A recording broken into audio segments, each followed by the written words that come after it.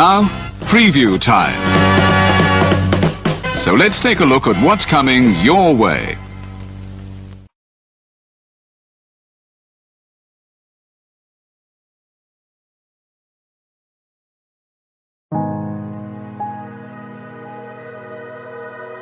Gary Hebert, the man, the myth, the legend. I was amazed, and I was looking to become a better skater myself, and I wanted to be like Gary.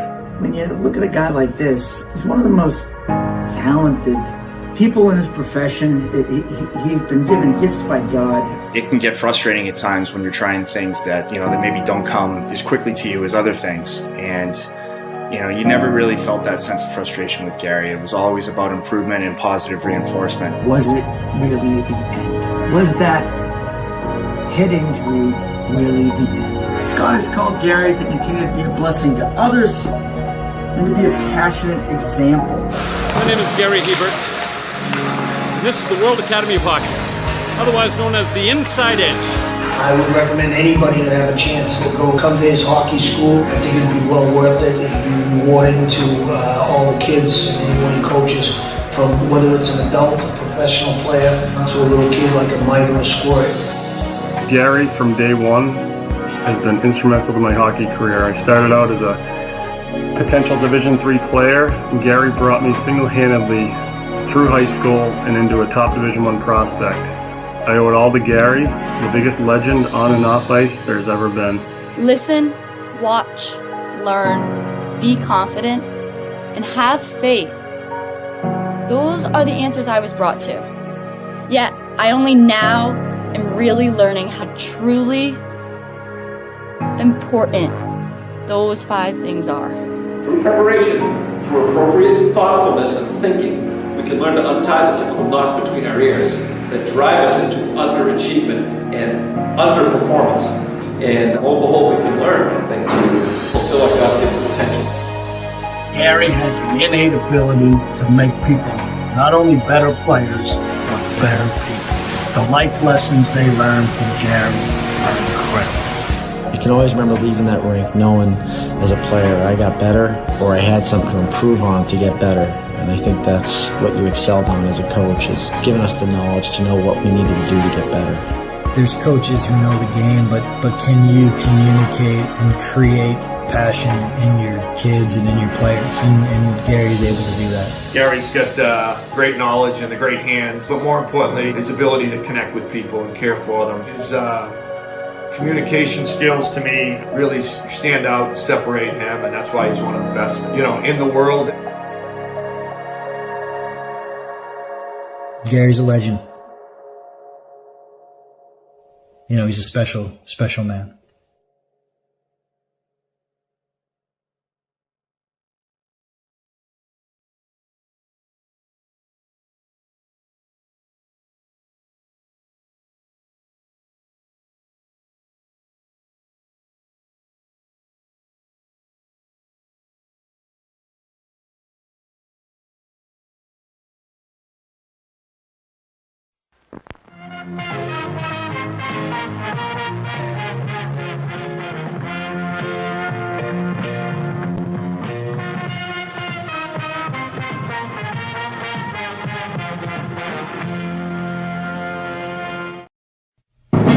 The Jeff Meacham Network's Multiverse of Media.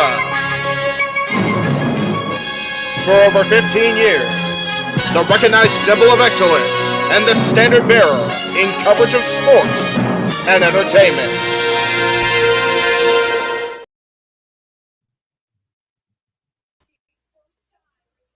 For the third consecutive night, we are once again back inside the Scotiabank Arena as WWE takes over Toronto, Ontario, Canada, the most populous city in the province of Ontario and in the entire country, as we bring you into this red-hot countdown to NXT HEATWAVE. Welcome to the show, folks, and welcome once again back to JMN Multiverse of Media.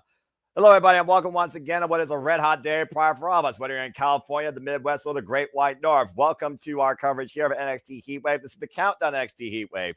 You know what this is, Brian, the Superman, the Superbrand, the voice of JMN Forever, great professional wrestling. Damn it, my name's Noel Foster. With me, as always, is my color analyst. This time, you're with Simply Reliable, as I have Mr. Reliable, Walter Cruz, and the man whose name on the marquee himself Jeff Meacham. It's good to see everybody out there in the chat who's watching us live. Thank you for tuning in. Please subscribe, comment, and tell a friend.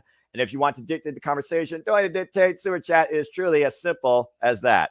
That being said, gentlemen, good to see you once again. We're now removed from Money in the Bank, and now NXT takes center stage here at the same venue with NXT HEATWAVE. How we feel about tonight's show? Walter, I'll start with you as once again, it's Similar Liable back on the call. Good to see you. Yes, it is. Good to see you and good to be seen, as JJ says. Sucks that his job, priority before passion. Sucks that his job is taking him out of his NXT, but it's good that Jeff has a team and that can always step in. Someone's reliable as me that can always step in. But this thing is called Heat Wave, but god damn it, California is definitely a heat wave right now, as Jeff and I can attest to. It was 102 by 9 a.m. this morning where I am. That's crazy. It's like 90 degrees here right now in Toledo, Ohio. And again, the Midwest is not ready for this heat wave. As we see Roxanne Perez and Trick Williams, of course, approaching the venue, traveling over 1,800 miles from the Performance Center in Florida to be a part of tonight's event. Of course, we have the NXT Tag Team Championships on the line, NXT Women's Championship, NXT Championship, NXT North American Championship, NXT Women's North American Championship on the line. And of course, we'll kick things off here soon enough with a women's tag team contest. And some people, it's their last shot. Other people are out here to prove a point on behalf of their mom. And one person's just trying to shut everybody else up. So it should be a red hot night of hot, fiery action regarding the madness that occurred last night at Money in the Bank. I'm expecting NXT to definitely leave us with a high note. Jeff, good to see you, by the way. Go ahead and give your thoughts, man. Can't hear you. Can't hear you. Can you hear him, Walter? You're on mute. I think you're on. I think he's on mute. You gotta adjust your settings. All right, that's fine. Don't worry. You'll figure it out. I'm sure he'll just say something over me at some point. Again, I love these TV spots, by the way. WWE needs to really put more work into actually graphically hyping up tonight's event. Speaking of which, why don't we just go ahead and get right into it, knowing that we're going to have kickoff action there soon. Again, Walter, I like to think, are unbiased to a degree, but you certainly seem to have some favoritism when it comes to a certain mamacita looking to take the NXT Women's Championship from Roxanne Perez. So why don't we go ahead and slowly talk about that? Again, the Prodigy's rise back to promise, her second reign as NXT Women's Champion, as the man on the marquee figures out his technology. Roxanne Perez has truly been on another level where no one in that damn locker room can seem to stop her, and neither can anybody crossing the line from other locker rooms, such as Jordan Grace.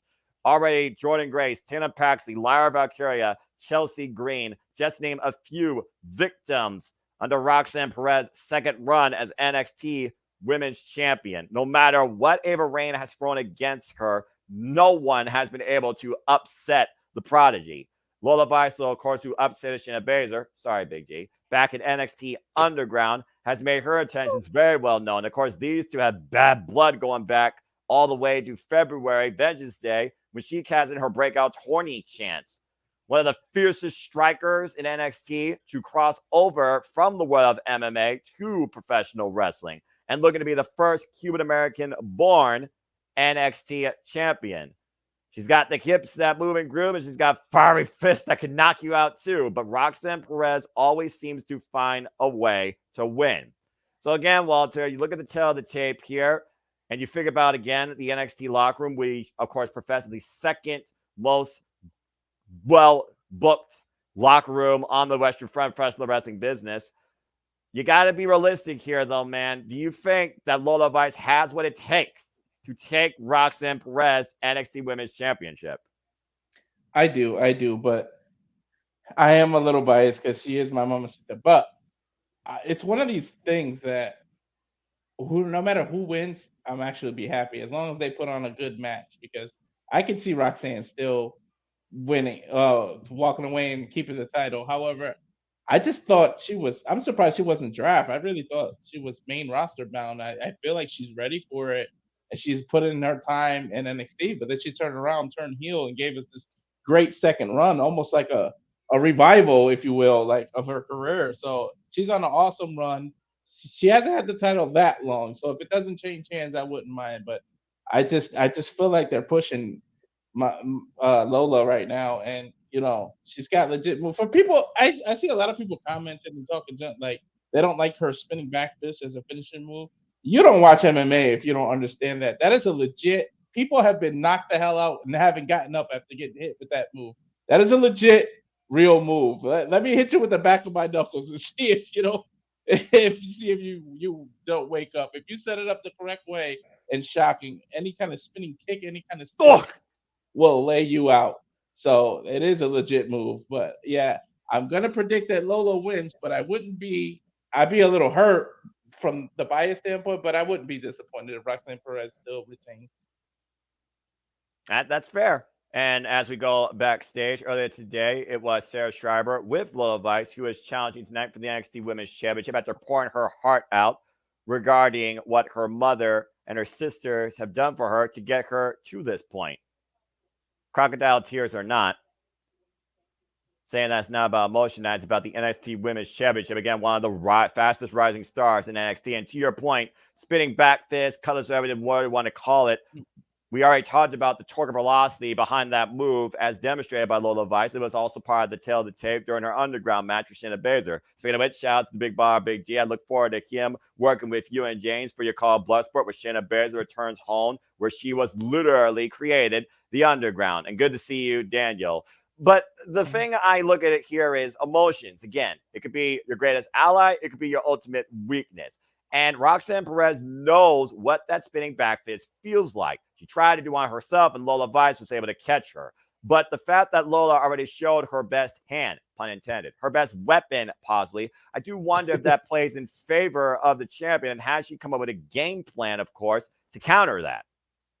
Yeah, definitely probably see a couple counters. I mean, because you can kind of see it coming. You know what she uses to set it up. If you know what is coming and the angle of someone's body when they're about to throw a spinning back fist, you can counter it. However, don't be surprised if she turns it into fakes the fist and does a knee or a spinning kick. Like, you never know. There's counters to the counters. You got to just be ahead of the game. But I mean, like I said, I'll be happy either way. But it just seems that what shocks me is that I'm surprised Lola doesn't have like a Piper Niven, like a big bodyguard. She just seems like the Shawn Michaels type that talk all that junk, do all this, but it's because she has some backup. She's able to talk junk and still back it up because of her legit MMA background. But I'm a little shocked that she doesn't have like a bigger person being like a bodyguard for her.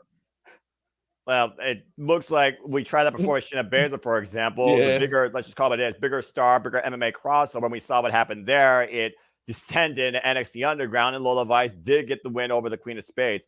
For me, I think Lola Vice is out here to prove a point and stand out on her own. For a little while, she was working alongside Electra Lopez before she got promoted up to Legado del Fantasma as their running mate. And again, I think tonight Lola Vice is out here to prove a point. She's already hung with the NXT Women's Champion, as we saw in Triple Threat action. It's the first time one-on-one encounter. And I really do think, though, that Roxanne right now, there's just something about Roxanne and this new character development, this new drive and passion to preserve what she holds so near and dear, the NXT Women's Championship, that I just don't think Lola Vice right now has enough in her to take it off Roxanne. It's going to come down to who wants it the most. And we see how much Roxanne preserves that title more than Goldie was preserved by Ciampa. At the end of the day, I think it's going to be a battle of brains versus brawn. And I think that Roxanne's going to find a way to neutralize the speed and power of Lola Vice to still come out with the title. So we'll see here soon enough. Again, Daniel, for those that are tuning in for the first time, NXT Heatwave Countdown right now is on the Peacock. The actual show starts 7 p.m. Eastern Standard Time, but there will be a kickoff match at some point. I imagine maybe like 15 minutes prior, if that. So we're just premium the matches as we do, bring you in towards what we do here, as we'll provide our alternative commentary coverage, reactions, and keep you up in tune with the results. It's NXT Heatwave takes center stage at the Scotiabank Arena, 7 p.m. Standard Time. And that being said, there's still so much more ahead to come tonight, so much more to talk about. Again, we have literally 5 championships on the line, and Lola Vice right now, fueled by a passion to fight as hard as her mother. We'll see if it's enough. Good luck to Lola Vice, but I'm going to go against you and say, as we conclude the conversation on this match, that Roxanne Perez retains. So it's 1-1. We'll see what happens. And again, everyone's opinions matter too, but your predictions are now final as I officially close the form. So good luck to everybody here, of course, that is predicting. Now, I think right now we look at from the women's side, we talk about dominance. Let's go to the men's side and talk about who Jeff has deemed as, what's the timer at? Oh, perfect. The bad motherfucker. What about Obafemi and this NXT North American Championship? You talk about a guy that literally broke out earlier this year in January, and you talk about the previous holder that literally elevated, unintended, the identity of the NXT North American Championship when it came to presenting opportunity. But of course, he had to relinquish it due to injury. Now he's back and he's literally going all or done. Obafemi, the ruler of the NXT North American division. You want to talk about somebody that's on another level that also seems like an unstoppable juggernaut of power and speed, to the point he's challenging moves for dominance of the big men. Shawn Michaels makes that happen, please. Just saying, NXT NA. I do wonder, though, if the Cardiac Kid is going to suffer a heart attack or heartache here tonight in the Scotiabank Arena. Because, again, Wesley, he took on all comers. He defended this in Fatal 4-Ways, Fatal 5-Ways, ladder matches. Rarely did he had a one-on-one contest. He pushed himself further than most NXT North American champions I can remember in this company's history. But Obafemi, he has not been pinned or submitted since arriving in NXT. What does Wesley need to do to neutralize that? This almost feels like, on paper, you can't bet against Obafemi, but also a metric you can't measure is heart. So what's your take on this, Walter? I don't know what he needs to do. He needs to duplicate himself. There needs to be 3 or 4 Wesleys to take down Obafemi, because Dallas tried to do that. It didn't work. Yeah. But I don't see I really don't see Obafemi losing. All due respect to Wesley, I like him, but I think it's time for him to move above this title and start getting into the main title. I think he's putting in the work. He's coming off injury and everything, but I think it's time for him to step up and start challenging for the NXT title, and then within the next year probably move up to the main roster. So they're putting a lot of emphasis into this as his final shot. So, like, is that a little clue as to what's going to happen? So I think Oba retains, and Wesley doesn't have any more title shots, and he starts going after the main title. So something's got to give, because, like you alluded to, the whole Moose and Oba thing, I need to see that. Take my money. So he needs to keep that title in order for that to make title for title and just mean more. So I think for the future, Oba is going to hold this title for a while. He might have to relinquish this eventually, like, instead of be beaten for it, because I really have no idea who can beat this man. Let's look at the track record of Obafemi, for that matter. Dijak, Josh Briggs, Gallus, Joe Coffey, just to name a few. He has taken down some of the biggest threats and imposing figures possible in and out NXT and WWE too. But again, Wesley, he's the kid you can't count out. Cardiac Kid for a reason, also known as a rascal. You talked about maybe cloning. You do wonder if he may need some help from some friends from the other side to maybe beat Obafemi. And I almost compare the NXT North American Championship to the Workhorse Championship. But what I like about Wesley's mindset, he could have been involved in that battle royal to pursue challenging for the NXT Championship, but he didn't want to. He holds this title up to a higher regard and feels it's more important and has unfinished business with it. Because again, his run was abruptly ended. So, but how do you overcome, when you look at on paper, a tale of absolute power versus the highest velocity? It's really hard to bet against Obafemi. And I think I agree with you that right now I just don't see this ruler losing his seat on his throne in the NXT North American division. What's his catchphrase? It doesn't matter what you put against me, what challenges may be ahead, the result remains the same. And I think it does remain the same with Obafemi retaining. And just going real quick to check on some comments here. Sandy, good to see you. She's watching Japanese version of Power Rangers. I'm sure the Tub will appreciate that. Shout out to my TNA correspondent, the Tub. Please follow her at Rangers of Wrestling. Daniel with a little take here. Wesley may need some friends from TNA Wrestling to support. Maybe a Rascals reunion for works this NXT TNA crossover. Well, if you've been watching TNA like I have, there might be more to that than meets the eye, considering Charlie Dempsey crossed the line, and he will be in action this week on TNA against Zachary Wentz as we continue to see NXT versus TNA. It's a party right now in the business where everybody's invited and coming to play against one another. Speaking of which, stay tuned for our coverage here at the JMN Multiverse of Media. The next time we cover WWE will be the biggest party of the summer, SummerSlam from Cleveland, Ohio. That'll be Saturday, August 3rd. Stay tuned for more details on that regarding city predicting, coverage, and also we might call it. I still haven't decided if I'm going to it. But SummerSlam comes to us from the Cleveland Browns stand this time, Saturday, August 3rd, 2-hour kickoff as always. So stay tuned for more details on that. Well, that being said, as a producer man figures out stuff, and again, always appreciate Jeff Meter. Just want to show some love to Boss Man as always. To answer a question real quick, he put in the private chat, Fatal 4-Way is first pinfall or submission. It is not elimination.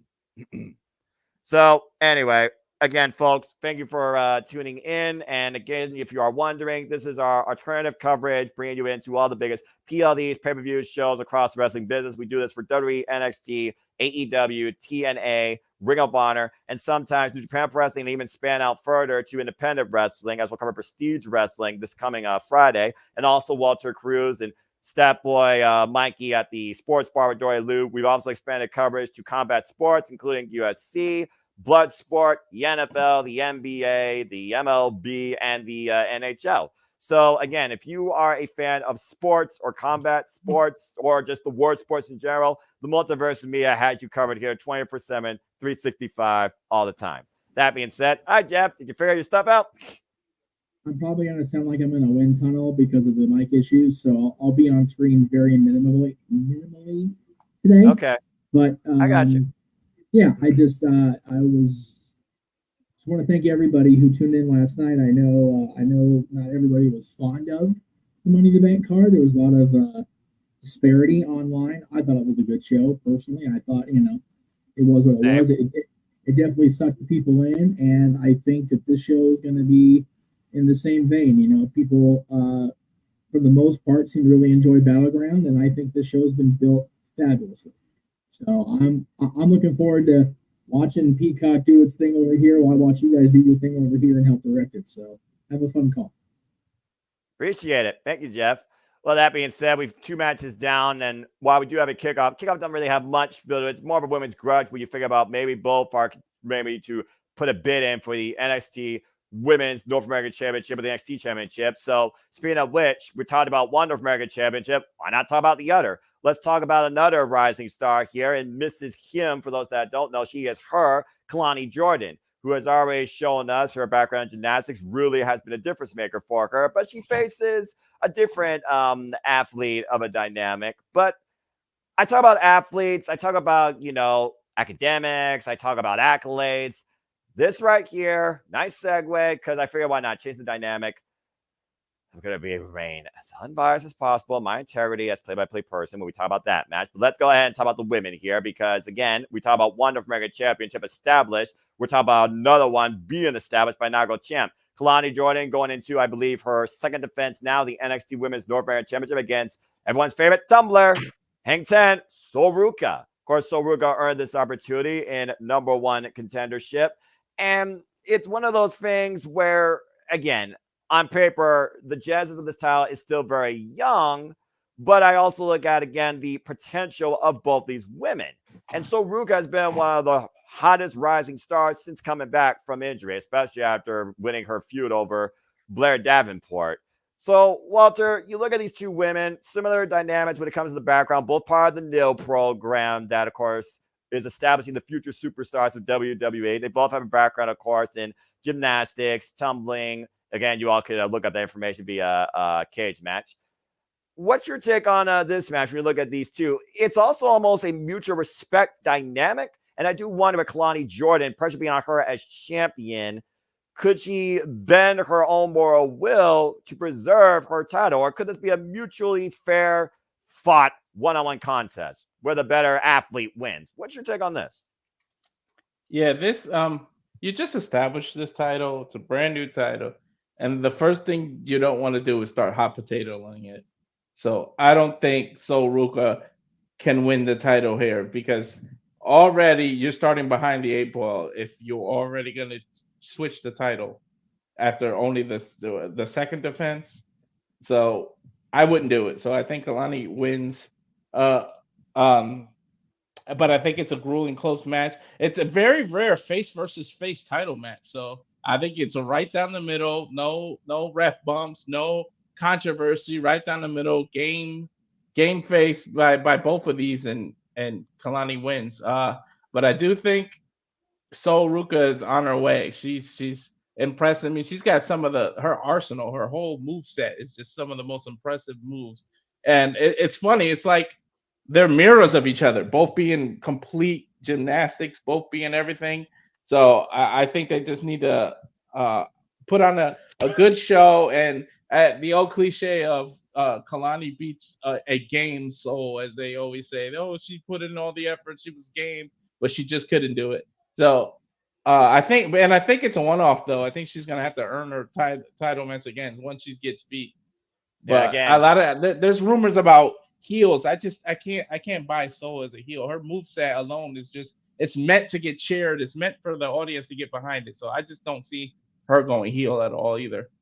I mean, you look at the countdown. You talked about again how close these two are in the background. Look at their friendship when it came to just working out together ahead of this match, literally using each other as balance bars for certain exercises. So again, it's also one of those things where I do think these two right now, who came in about the same time, they might know each other better than most women do have that dynamic in NXT, outside maybe Cora Jade, who's still recovering from injury. But it's also, again, at the end of the day, we talk about a lot about this business. Are there really friends in it? What's most important? Booker T says himself, checks and championships. I think Roxanne Perez has obviously adopted that mechanic. But I do think behind the smiles of this graphic and what we just saw in that little Instagram reel, I think both are going to put out tonight. Absolutely. And this could be a sleeper. It's a big opportunity for them. And to your point, of course, Kalani Jordan has that beautiful top row 450, I believe, or split leg splash. And the move of WWE, in my opinion, right now is the Soul Snatcher. That freaking up and over cutter that is absolutely ridiculous, that she can catch anybody out of nowhere. And she can even use the top rope for balance, as we've seen. She doesn't need to use a corner. So I think it's just going to come down to who surprises the other, despite the fact they have such mutual respect for each other. But I do think Kalani is going to retain as well. The way she pulled the Soul Snatcher off on the ladder match for the North American title looked so beautiful. Like, I was like, and I called it. I was like, I know it's coming. I know she's going to pull that off on the ladder. Like, I knew it, and she gave me what I wanted. So she's really impressive. She's really impressive, but I just don't think it's her time yet. And like I said, the title has just become established. And if you start hot potato in it, you're already behind the 8 ball. Well, the pressure's on Kalani Jordan then to A, avoid not getting injured, and B, hold up to what it means to be a champion. The pressure is about the champion making the championship, not the championship making the champion. We say that all the time. So again, good luck to both here. I'm looking very forward to this match, but I am kind of holding out for Saruka because I do think it'll be a big what the fuck if we do get some sort of upset tonight. All right. Well, anyway, again, as we continue going down this card, Jeff did put up another graphic from earlier. Let's go ahead and talk about this match where I do think, shout out to, of course, the man who represents this brand more than anybody else here in the Multiverse of Media, Renegade Wrestling JJ Williams. Please follow my RO JJ Williams on the social medias. Hope you're doing well, pal. Again, keep your head up and keep the work going strong. Is there a strong enough work ethic and positive reinforcement and renewed spirit in Chase University to regain the NXT Tag Team Championships for a second time when the last time they held it for a cup of coffee? Now, Walter, I've already broken down like the last few matches here, but again, you also are my co-analyst, and you also already proved against Team No DQ, man, respect, that you actually do follow this NXT for a reason. And it sounds like to me, based on what I'm seeing, you're gesturing, you are a supported student enrolled in University. So why don't you go ahead and break down the dynamic of this match and give your thoughts? And do you see new tag champs?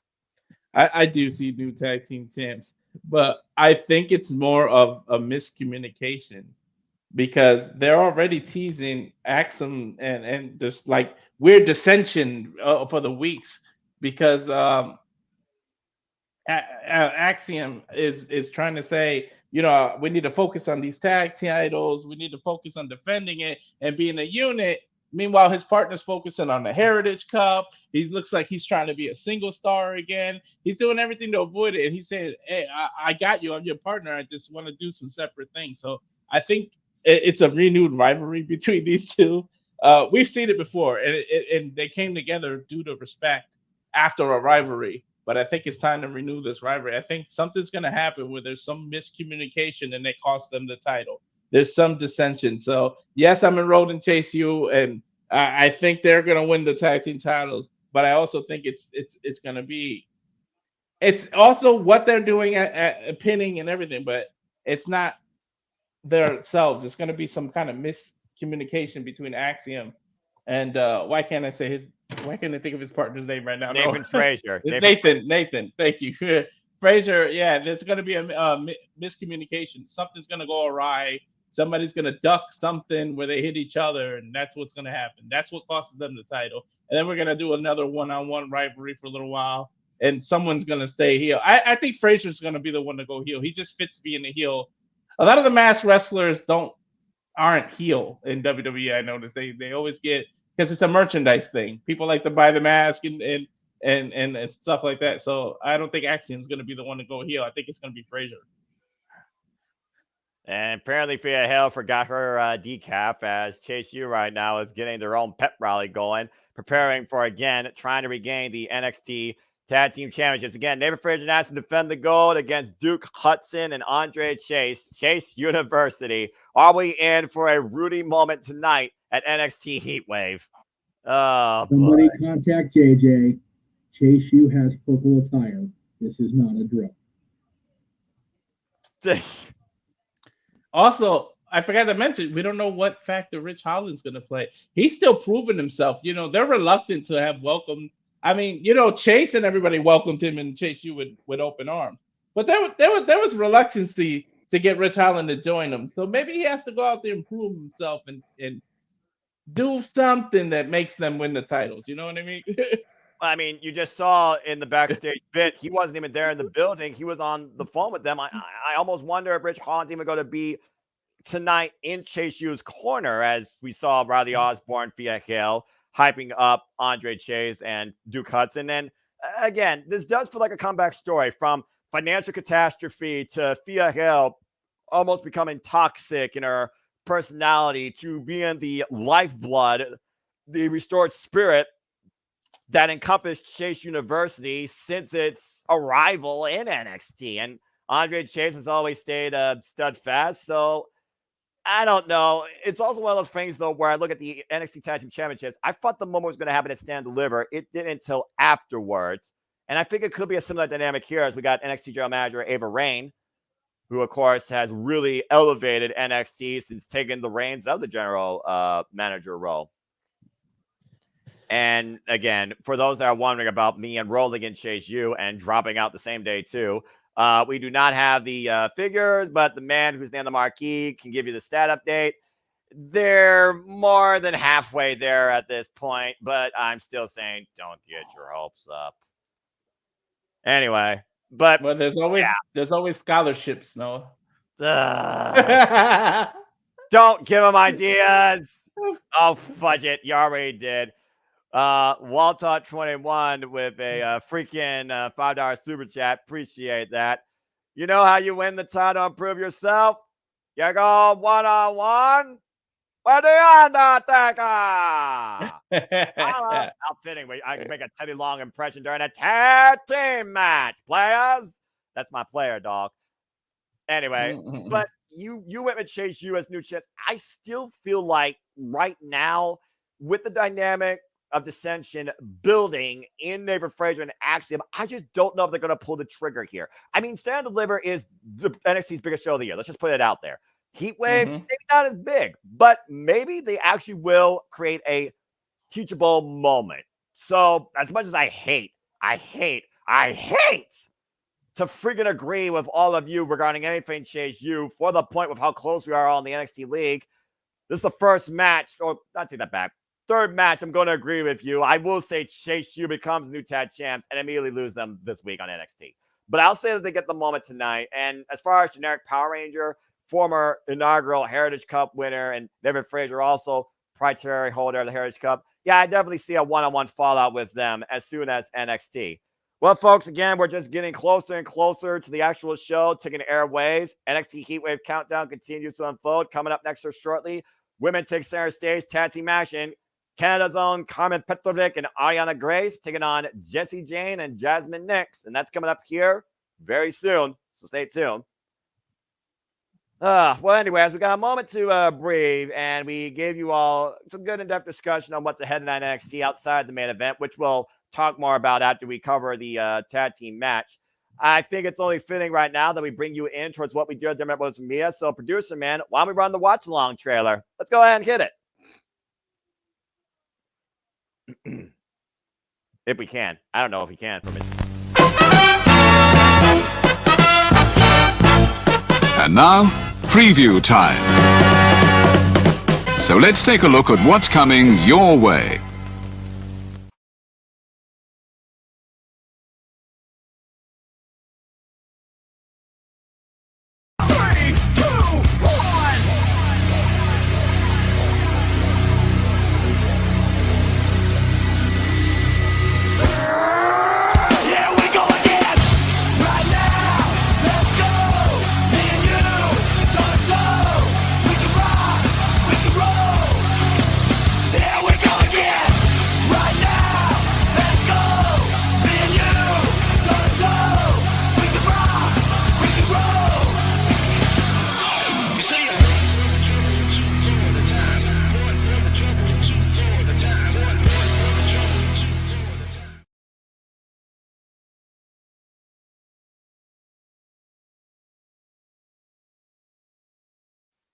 And again, if that trailer did not encompass what we already do, allow me to once again remind you that we truly are here at the Multiverse of Media about all the wrestling, all the wrestling, all the wrestling, all the wrestling, all the wrestling, all the wrestling, all the wrestling, all the wrestling, all the wrestling, all the professional wrestling, damn it, and other sports, including combat and collegiate. Okay, that being said, DJ Mutkeen, good to see you. Sandy, elite is such a vague term. I don't consider them elite. I don't even consider them standard to the highest degree, but I'm going to say not very. They're not elite. They're actually decent human beings, unlike the elite. Damn. And They again, can't.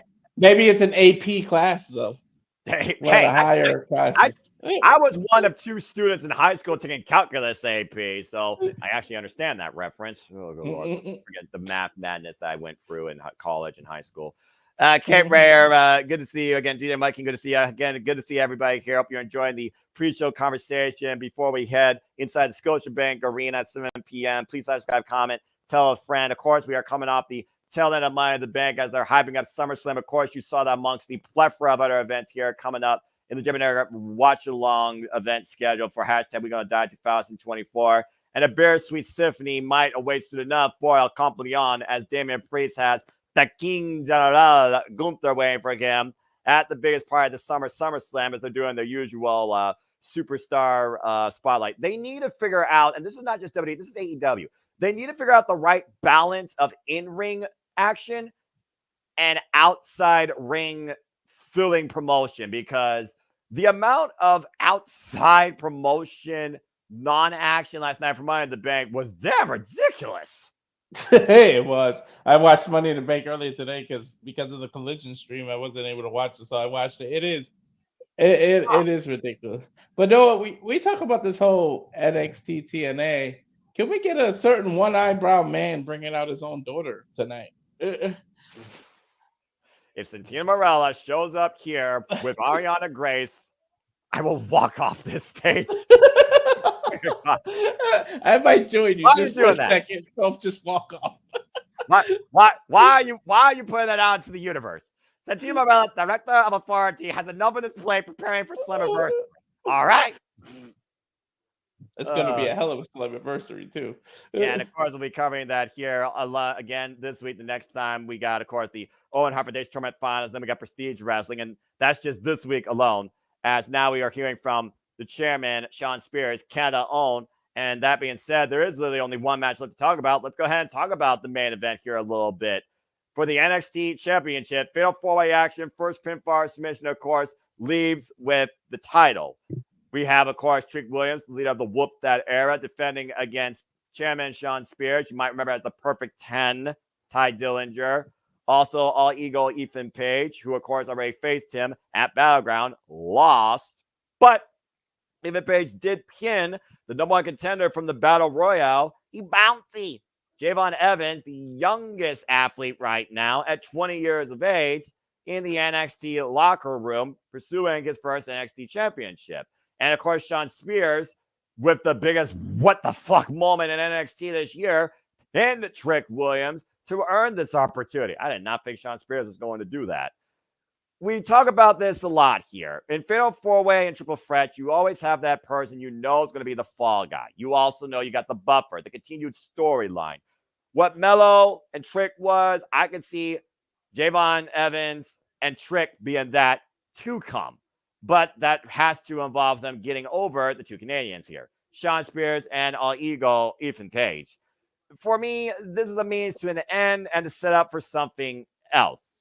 And, of course, there is no disqualification. There is no count-out. Fatal 4-Way rules. First pinfall submission wins inside the ring and leads with the title. I just feel like right now that Trick Williams is still very young in his run since beating Ilya Dragunov for this at Spring Break-In. And it does feel like, to me, this is almost one of those matches where I'm like, I don't even know if this needs to main event, but I know it will because, again, you got two Canadians in it. It's just a matter now of who do you eliminate from the NXT title picture. I mean, Ora Mensah has been trying to take Ethan Page out since the get-go, since they took out Noam Dar. The one thing I'll thank Ethan Page for. Thank you for that, by the way. And I do wonder if he's going to show up and cause Ethan Page here. Sean Spears has his own fair share of enemies, and I do wonder if the chair might be his downfall. And then you got Javon Evans, who's still very untested and unproven in NXT for those that follow him from DPW. So, again, Walter, you look at this field, level of experience, you look at the hunger. I mean, what's your take on this overall? Yeah, this was originally supposed to be a one-on-one between Trick and Javon. I wonder if the creative team and the booking just said they don't think it's enough to carry this pay-per-view, so they added the other two to do a Fatal 4-Way. Or is it a way to get the title off the champ without pissing off the fans because he's not the one that's going to lose? So I was really, really hesitant with this one. I'm going to say Trick retains, but I'm not as confident because there's a reason they brought Ethan Page to the company. He might get this title just by pinning Sean Spears or Javion. He doesn't. That's the thing with Fatal 4-Ways. That's why I asked if it was an elimination, because if it was an elimination, I would have said Trick all the way, 100%, no doubt. But I have a little bit of doubt here because the champ is at a disadvantage here. He's only got a 1 in 4 chance, a 25% chance of retaining. Whenever you're the champ walking into multi-man matches like this, you're at the disadvantage. No matter, I don't care if you're 6'4" and you got everyone running. You're running the company. You're 240 pounds or whatever, pure muscle and everything. There's something going on here, and I'm gonna stick with Trick, but I wouldn't put it past Ethan Page to win by pinning Sean Spear or Javion. I think Javion's too young. He's 20 years old. He's got a hell of a lot more to prove himself. He does all the high-flying moves. People like him. The company's behind him, but it's just way too early in his career to get the title, like to literally leapfrog everyone like that. And so I just can't see him. Sean, I feel like he just was brought back to be a veteran to teach the younger people, not really here to have individual accomplishments and getting titles and things like that. I think his presence was just brought back to be that veteran leader. So it's not about championships with him. So it leaves only Trick and Ethan to me. So I wouldn't be shocked if Ethan pins Sean and gets the title that way. And then Trick has a gripe and says, I didn't lose it, but I'm going to go with Trick.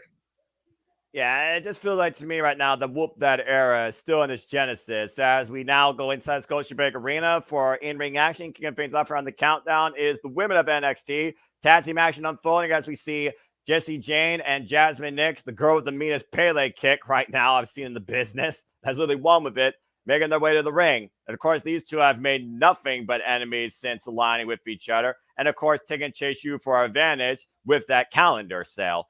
And the thing, Interesting. originally, Walter, Jessie Jane was trying to bring Thea Hill underneath her wing. Of course, one of the most longest, notorious NXT women's tag team champions right now with a reconstructed nose.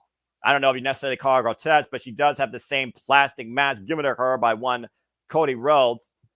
And again, still as mean as the day is long with that boot to the face, Gigi Dolan, get well soon. But it feels like to me that these two, they're just out for one thing, ruining two Canadians' homecoming.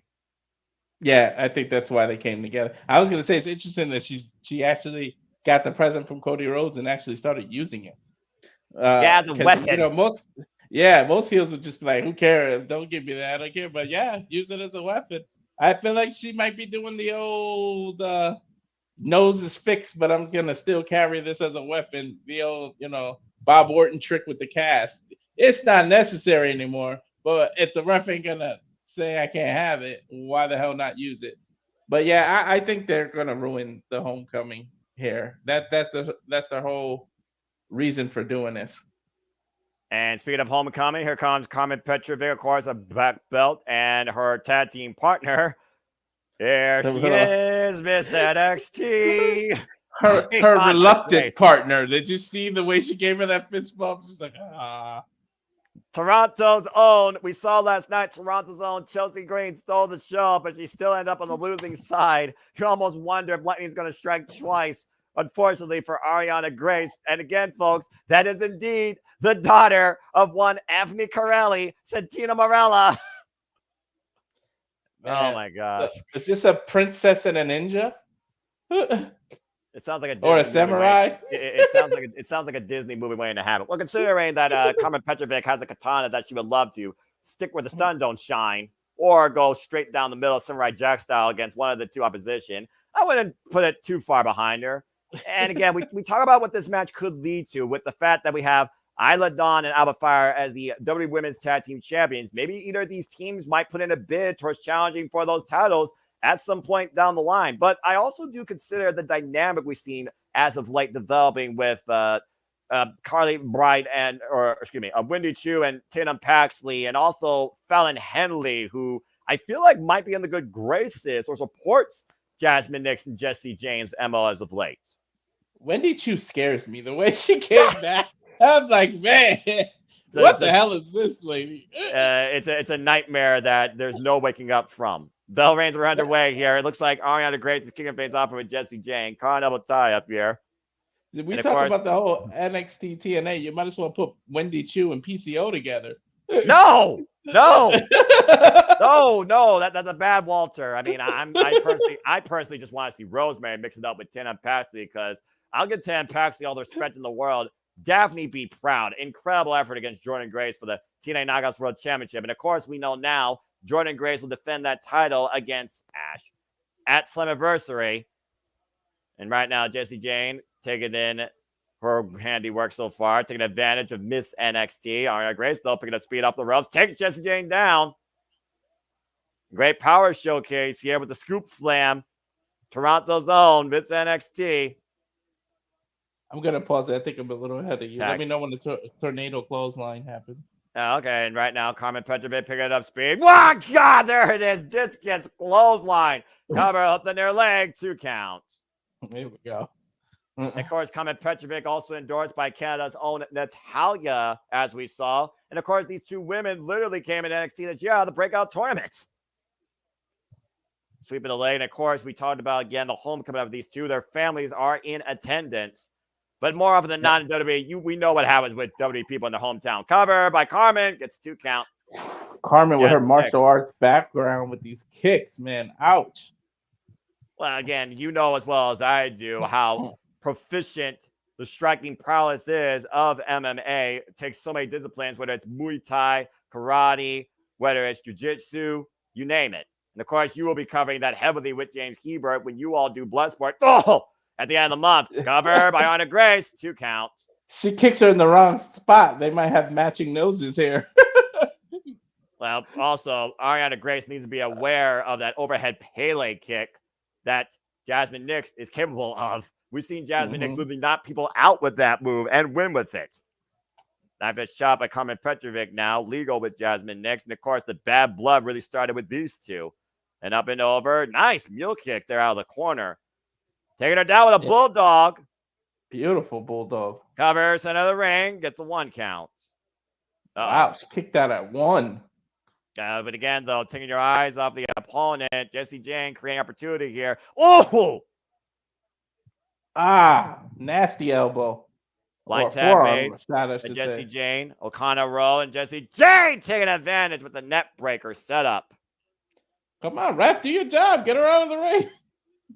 Well, technically, Jessie Jane is legal, and Jasmine Nix is, of course, not legal, but it doesn't mean, again, you can bend the rules to your will. And again, we got to consider who Jessie Jane is. Former NXT Women's Tag Team Champion, Toxic Attraction. So she knows how to play the game. Cover! Gets a 2 count. Take a look at this, by the way. The replay, the O'Connor roll, and the setup. Beautiful net breaker. And right now, the match back in control of the away team. Sort of a standing hip attack there in the corner. And a high right now boot underneath the jaw. Drop kick! They didn't get all of it, but got enough of it to take Carmen Petrovic off her feet. And again, these women are still in the genesis of their WWE careers. Heck, nice cannonball. Yeah, I was going to say they're in the genesis with beautiful teamwork. Frequent tags in and out. They're doing what the essential tag team wrestling is. Well, on one side, but again, Jessie Jane and Jasmine Nix have established that relationship. Carmen Petrovic and Honor Grace are just here for a homecoming attraction, and they're hoping to leave it with a smile. To your point, with that awkward backstage meetup in Ava Rain's office to make this match official, where Carmen Petrovic is not only looking for a homecoming, but for revenge against these two. Of all people to come to her aid, Ariana Grace, just so random. It's just to get the pop in Toronto. We know what it really was. Well, many people say that Ariana Grace and Chelsea Green should be a tag team, and I gotta admit, I kind of agree. Right now. A pageant Karen. Damn it, Walter! Cover 2 counts. Pageant Karen. Coming to a TV near you, the alternative from America's Next Top Model. I wouldn't put it past Grace jumping off the apron and just leaving Carmen, though. Like, she's a heel at heart. Is she really? I mean, at this point, Ariana Grace is kind of like a sentimental favorite to the NXT universe. She's garnered that level of respect. Oh, nice counter there, nearly pinning Jasmine Nix down. And, man! Ouch! Eyes him with that back elbow. Cover for the win. 2 count on Carmen again, and Carmen desperately needs to make a tag. Yeah, she's been in the match for at least 5 minutes, just getting double teamed. And speaking of which, looks like Jessie and Jasmine looking for another double team suplex. Carmen that's on her feet, though, able to escape. I was going to say, speaking of double team. Able to get out of the back doors, takes the rope out. Jasmine extends to the outside, cross through Jessie Jane, now looking for the tag, trying to reach out. Jessie Jane, though, bringing her back towards center. Up kick, though, creates separation, and there's the tag to Miss Grace! Hot tag. And quite literally. What's your countdown at? I'm at 9:30. I'm literally at that, dude. 9:27, 9:26, 9:25. We perfect, bro. All right. And the elbow strike now. Rising knee strike. Hot tag indeed for Toronto's own right now. Oh, look at this. All right, Grace out of the corner of the second row. Drops the elbow to the spine. Here's the cover. Shoot the half kick out. The pageant wave into an elbow. And barely got the win there. Jawbreaker, though, by Jessie Jane. Creates separation. Blind tap made by Carmen Petrovic. And again. Now, why would Carmen tag herself back in? You just got it off. And I'm not sure how wise that is, but wait a minute. What is this? And off the ropes, a heart attack. Oh! Petrovic in the cover, hook on the far legs, win Toronto, and Jasmine too close to the with the save. I was going to say she might be too close to the rope. She was within arm's reach, but it was a save anyways. And this is breaking down right now. Ariana Grace sent the outside. Carmen Petrovic once again legal. Jessie Jane still legal. Caught on the ropes, move, and ripped down by her hair. I don't like the way Ariana landed. She landed kind of hard there. Uh-oh. Sweep of the leg. Oh, and that boot followed through. Out! Next with the cover, and Grace saves the matchup. About a half second away from Jasmine Nix and Jessie Jane ruining this homecoming. what's been a very game tech contest here on both sides here. Nice cold breaker by Anna Grace. Beautiful. Ooh. He just got level with that kick, though, by Jasmine Nix. Went for that high kick. The roll for O'Connor. Roll. Bridge. Got the tights. The reversal by Grace. And Carmen Petrovic. And Grace and Petrovic with the win! Ah! Grace literally grabbed her hair and reversed the move. Unbelievable! Well, I'm 0 for 1, I guess. Well, I'll be damned. Ariana Grace and Carmen Petrovic, the strangest of allies, with the win. Canada wins. Can this be the start of something beautiful? Well, I mean, what a moment, to say the least. To your point, you saw the reverse roll through, Grace on the outside, just enough momentum change for Carmen Petrovic to roll up Jasmine Nix. Jessie Jane unable to make the save. I honestly thought that the reason they were that close to the ropes is so that Jasmine can grab the rope to cheat, and it was so that Grace can reverse the pin. Well, what a moment. Congratulations to Ariana Grace and Carmen Petrovic. What a homecoming. Going backstage here with the tag teams here. David Frazier arriving late to the venue, as we heard earlier. I mean, again, we talk about formation of women's tag team. You literally might have seen the formation of another tag team while you're potentially talking about the dismissal of another tag team. Yeah, I mean, Nathan Frazier just pushing it off, saying travel is a nightmare, fans bothering him. I mean, I've been to Canada, so I mean, when you cross the Mackinac Bridge, he's not too far off. Yeah, I've been to Canada as well. I've been to Montreal and Toronto. It is horrible. Well, again, to your point, as we get ready here for the main show, that was some great women's tag team action. Congratulations again to Ms. NXT and the Black Belt herself. Ariana Grace and Carmen Petrovic beat Jessie Jane and Jasmine Nix via roll-up on Jasmine Nix, thanks to an assist by Grace on the outside. I'm really surprised by that. I as well. The reason I said it the way I said it, I know you got the reference. I said, could this be the start of something beautiful? Is because her whole gimmick is the pageant thing, but we might get the formation of a new tag team. It's too bad that the NXT women's tag titles were unified on SmackDown. They might as well have just kept them with NXT. I don't understand why they did that. Yeah, well, again, WWE and logic still has a flaw in its system, and it always will. Brother B.R.A. Cortez, representing Sports Entertainment. Yeah, we're doing well, and things are definitely heating up here. I mean, we were literally writing off Ariana Grace and Carmen Petrovic from the get-go. Boy, did I just eat some humble pie. Congratulations. Yeah, me as well. I definitely got that pick wrong. I'm starting behind the 8 ball, as I said about the hot potatoing. So now I'm starting from behind. Well, again, are we going to be here for, is that a sign of things to come? We're going to get more upsets. I mean, you said it yourself. The champion's going into a fatal 4-way match. He has a 25% chance to leave with his title. It's the ultimate disadvantage right now for Trick Williams versus everybody else in this card that's involved in one-on-one or standard competition. And I do wonder why the champion would put himself in that sort of pressure. Like, what's going through Trick's mind here? He has to know the danger of this match and this circumstance. Yeah, I mean, and the fact that going in was originally supposed to be a one-on-one, and then these two just inserted themselves into the match with the backstage shenanigans over the last few weeks, and it turned into a fatal 4-way. So you had to go into it with an entire different mindset, saying, now I have 3 opponents to prepare for instead of just one. Well, we saw what happened this past Tuesday on NXT during that contract signing and that open summit. It was Jamon Evans and Trick Williams that planted All Ego Ethan Page and Sean Spears through tables. And it's one of those things that I fear those going in with momentum usually lose at the actual PLD 4// pay-per-view. So I'm curious if Canada works together and Canada gets more than one win tonight. Again, minutes away, Scotiabank Arena, NXT Heatwave, about to take the airways as we look one last time towards the Whoop That era, and we wonder, is it going to end tonight? We saw the rise of Trick Willie all the way for Trick Mello game after the dissension last year in October, where he stood and delivered and beat the fire-breathing dragon known as Ilya Dragunov, and usher I in sure hope it himself the doesn't face of end. NXT.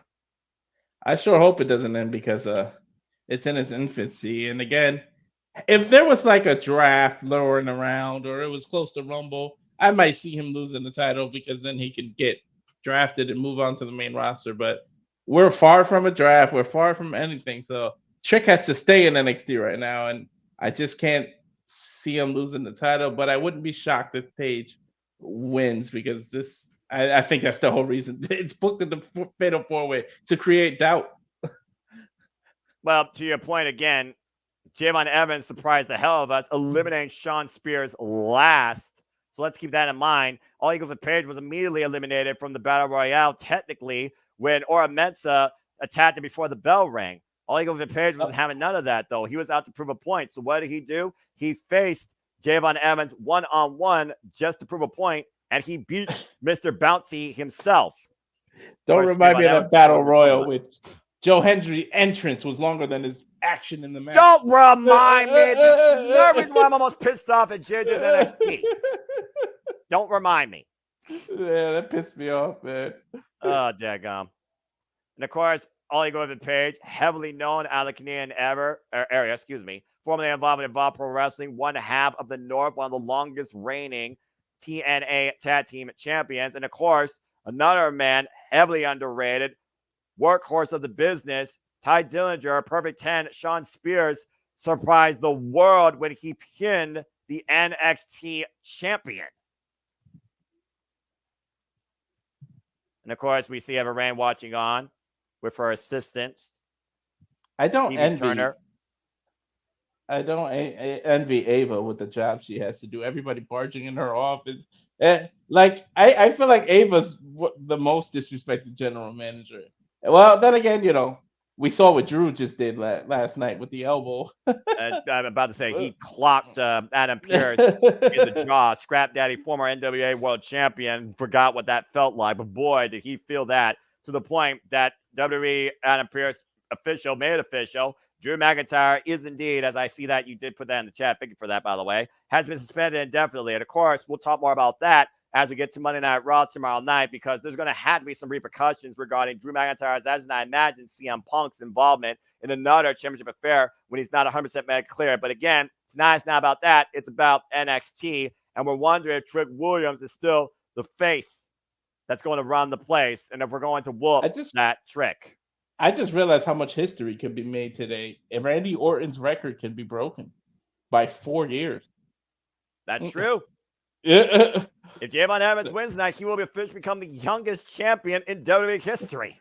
I think he even beats the French guys. What's his Rene Dupree? Rene Dupree. Yeah, he was at 20-year-old tag title champion, right? Was he 20 or 21? Yeah, the La Resistance. Yes, exactly. I think it was 20, but David, if you go for the months, he's slightly younger than that, so he would have the all-time record. And it's one of those things also where, again, folks, we have so much coming up here at JMN Multiverse of Media on the watch-along schedule. You look at the grid of everything that's to come ahead, just to bring you in tune before NXT HEATWAVE takes center stage. We'll be back here Wednesday for AEW Dynamite, the Owen Hart Foundation Tournament Finals for the men and women. And, of course, following that, we'll be back here Friday for Prestige Wrestling, a show that you can follow us for free on YouTube as they bring us Combat Clash PDX.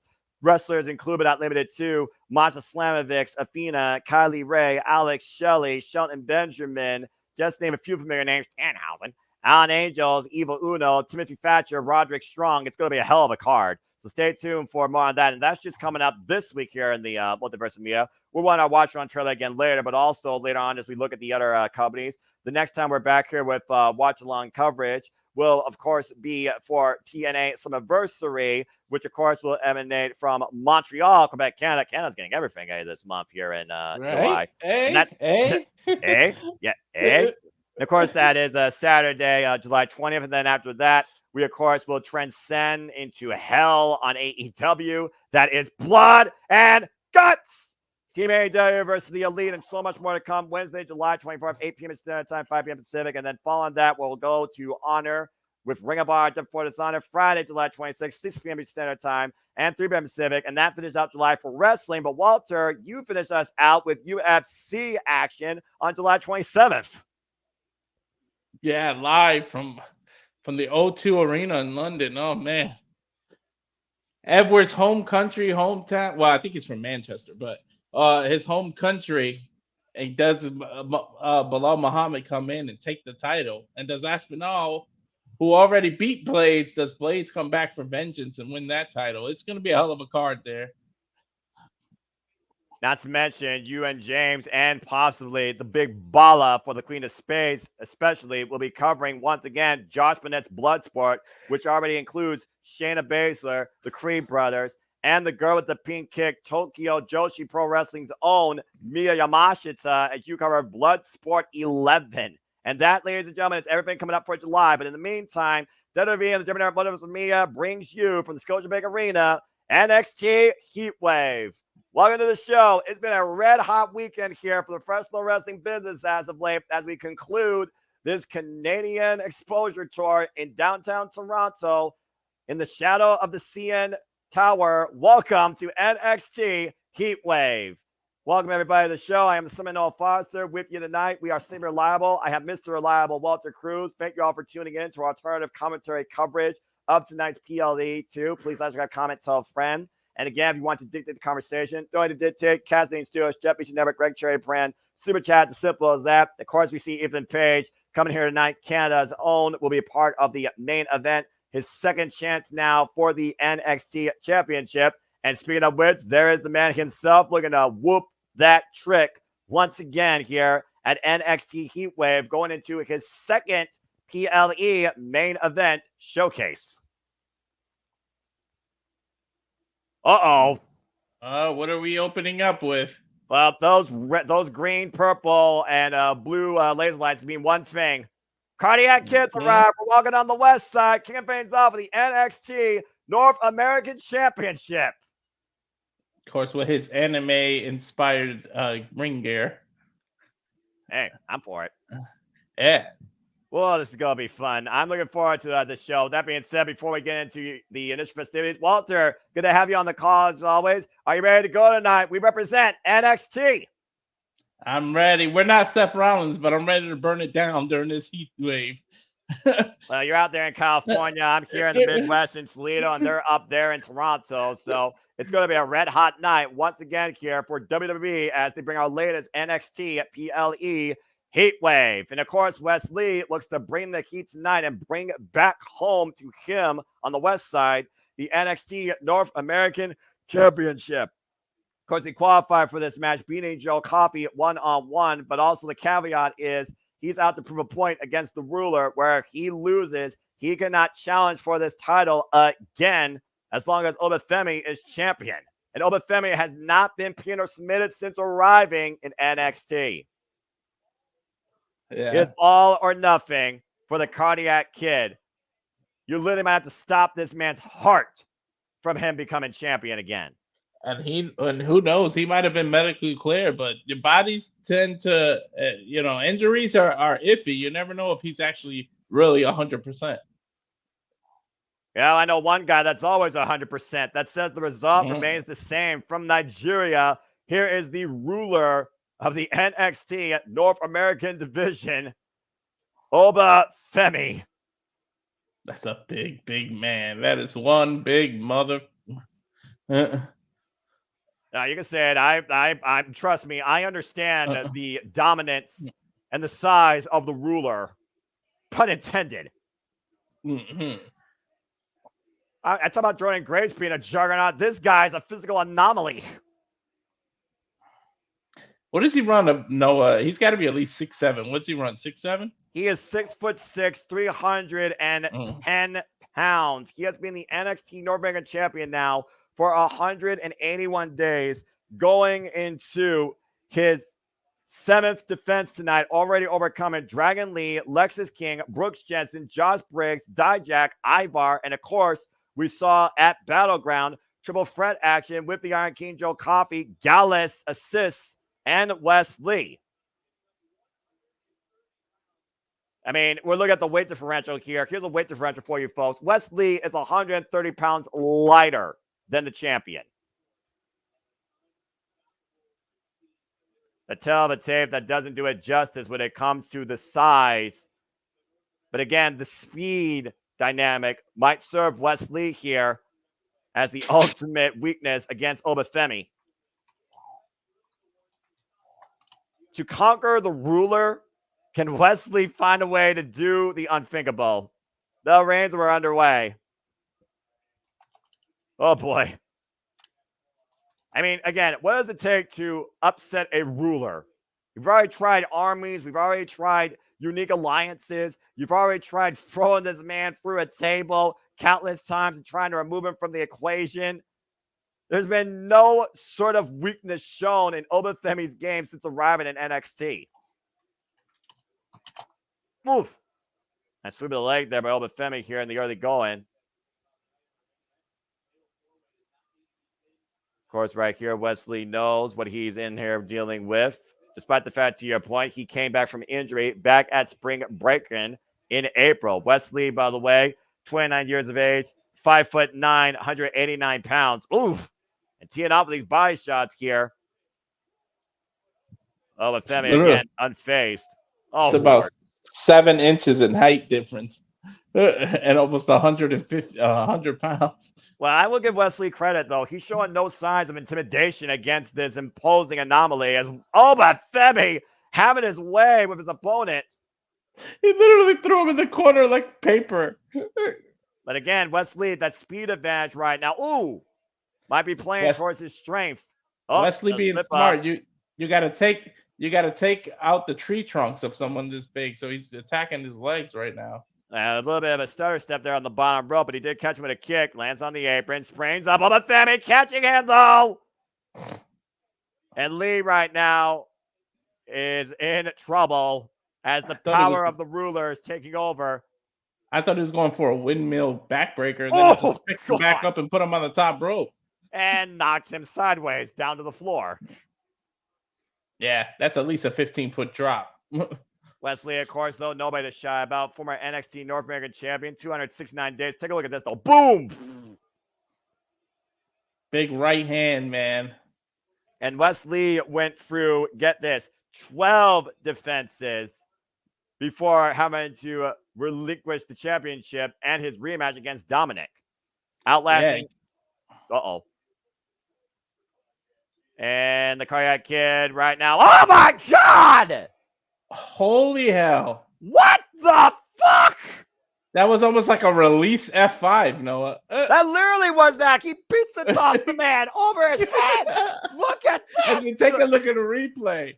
What do you think, Noah? 15 feet in the air? Give or take. I know they use the metric system in Canada, but holy hell.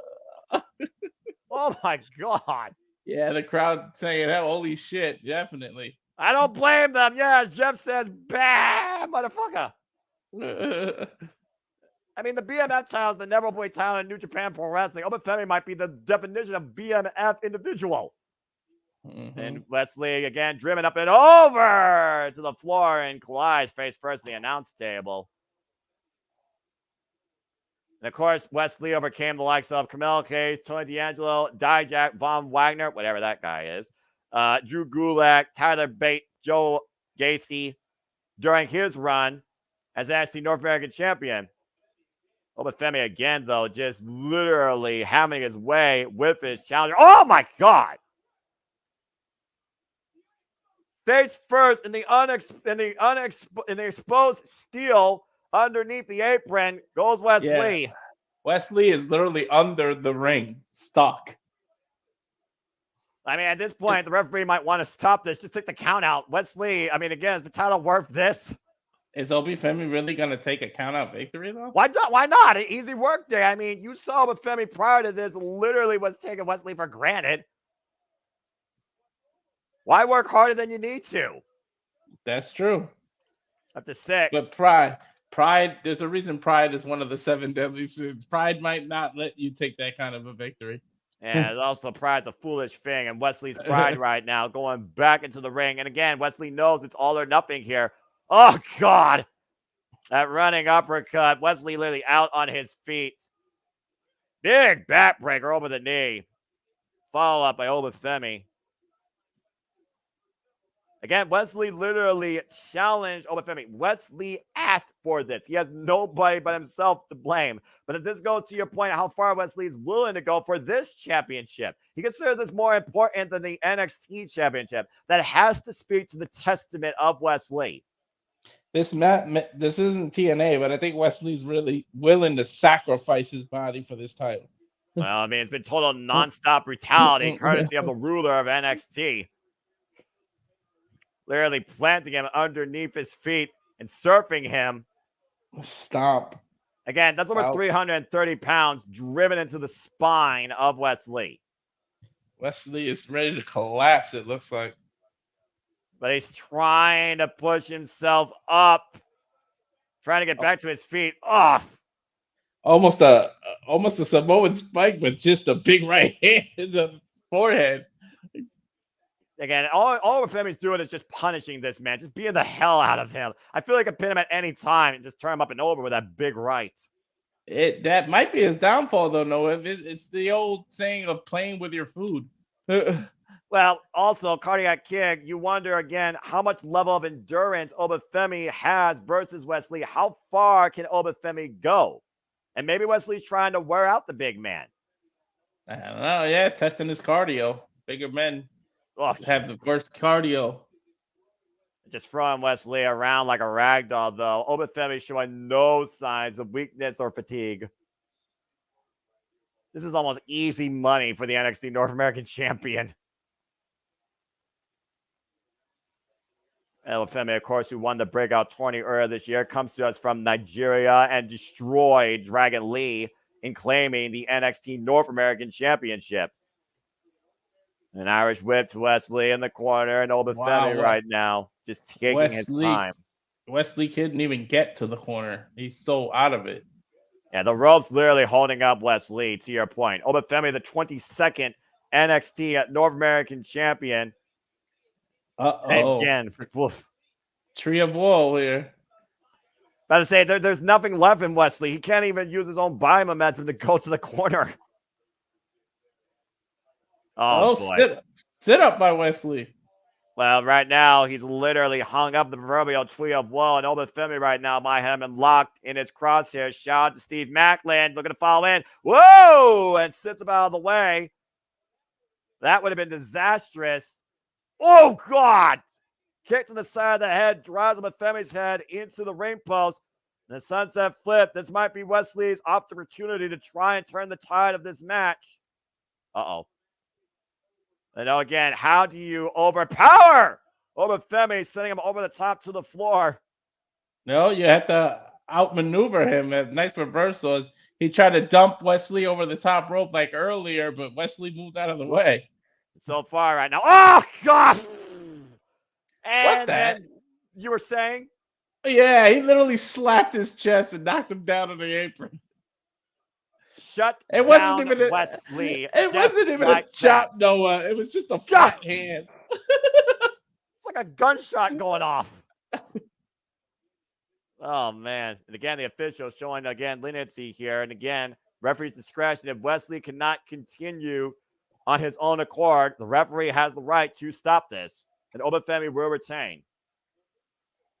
And this is just the start. This is our opening contest, as per usual here, usually sometimes, on NXT PLEs. This is Obafemi right now. Another vicious backbreaker, just further wearing away the Cardiac Kid, the damage being applied. And now getting stretched out across Obafemi's knee. The play of the knee into the ribs and kidneys of Wesley here. Well, this got excruciating. Yeah, that's a painful hold, man. Especially when it's somebody who's 310, 330 pounds is doing that pressure on you. Oof! And the moment Wesley was trying to get back, just got slapped down again. Covered by Oba, 2 counts. Wesley's chest is going to end up looking like Daniel Bryan's in a moment. Again, how much does it take to stop the heart of the Cardiac Kid? That's what we're seeing here tonight with Wesley versus Obafemi. Again, our opening contest here, NXT HEATWAVE, NXT North American Championship on the line. the ruler of NXT, Obafemi, defending the gold against Cardiac Kid Wesley, the former champion. If Wesley loses, he cannot challenge for this title again. Obi literally just playing with him. He's pushing his head, picking him up by the dreadlocks here. But again, Wesley right now, he needs to show that pride that got him to the dance in the first place, and that knee strike to the side of the head might certainly help. That stunned Obi a little. He stunned him a little bit. He rocked the ruler, but now he needs to follow up, taking him down to a knee. And now here comes Wesley teeing off against Obafemi. He's got that all out here, just drove his forearm to the side of the head. Even kneeling, Obi looks so much bigger than Wesley. I mean, again, the weight differential, dude. TV doesn't do this man justice. But Wesley right now is lining up the NXT North American champion with this combination in the corner. Follow through DDT. Oh, nice. Cover him. Is it cover? Is it enough for you to get a kick out at 2? But I will say this. This is the first time in this match that Wesley looks like he has at least some sort of chance. And you got to stay on it. Wesley can't show frustration. He's making a mistake now. He's a little frustrated. But you got to jump on this man and stay on him. Well, Obafemi rolling to the outside. Again, chairman's advantage here. Title chance to be a pin bar submission side of the ring. And again, shout out to Kathleen Steele and Regular Wrestling JJ Williams. Good to see you there, bruv. And Wesley again following up, attacking Obafemi every possible way he can around the ring with these tope suicidas, lope in between the bottom and middle ropes. Looking for it again and drives Obafemi into the announce table. Head first. Obi hit the head first on that table. And again, Oba back inside the ring. Championship on the line. Wesley looking to follow up off the top rope springboard. Obafemi catches him. Cut him. Wait a minute. Trying to take him down. Oba, though. Uh-oh. The power. Pop up. Jesus. Roll through right on Wesley. Hook the leg to cover. Kick out. Wow. I gotta admit, I'm extremely impressed by Wesley's counter offense there. No doubt if it was looking for that release power bomb. Took him over to Rana, deep look at the leg, nearly got the title. It's a hell of a match here, as expected. Yeah, this is a way to open up a PLE. This is NXT. Got caught once again with a kick coming in. This is JJ's brand. Again, please follow and support Kathleen Steele's Renegade Wrestling, RLJJ Williams, folks. Love you, brother. And Wesley taking him down with a reverse Meteorosaurus, knees across the shoulder blades. Obafemi drop face first. Again, Wesley, though, how much is this taking out of him? You see him still favoring the small of his lower back. Once again, going back to the well, springboard. Oh, got caught with an uppercut. It might be over just like no. How the hell is Wesley still conscious? The cardiac kid, pun intended, showing a lot of heart. Boom! He got caught on that single slip up in that uppercut. That should have been lights out. Right in between the collarbone. He literally hit him with his shoulder and his neck area. Like, and Wesley, again, these ropes have not been very good for the cardiac kid. That's the second stutter step, and Obafemi back in control. Uh-oh. Again, Obafemi still looks practically unscathed here, Walter. Yeah, Obafemi looks like he just started the match. Oh, dear Lord. What the hell is Obafemi thinking here? Scaling the ropes. Wesley on the shoulders.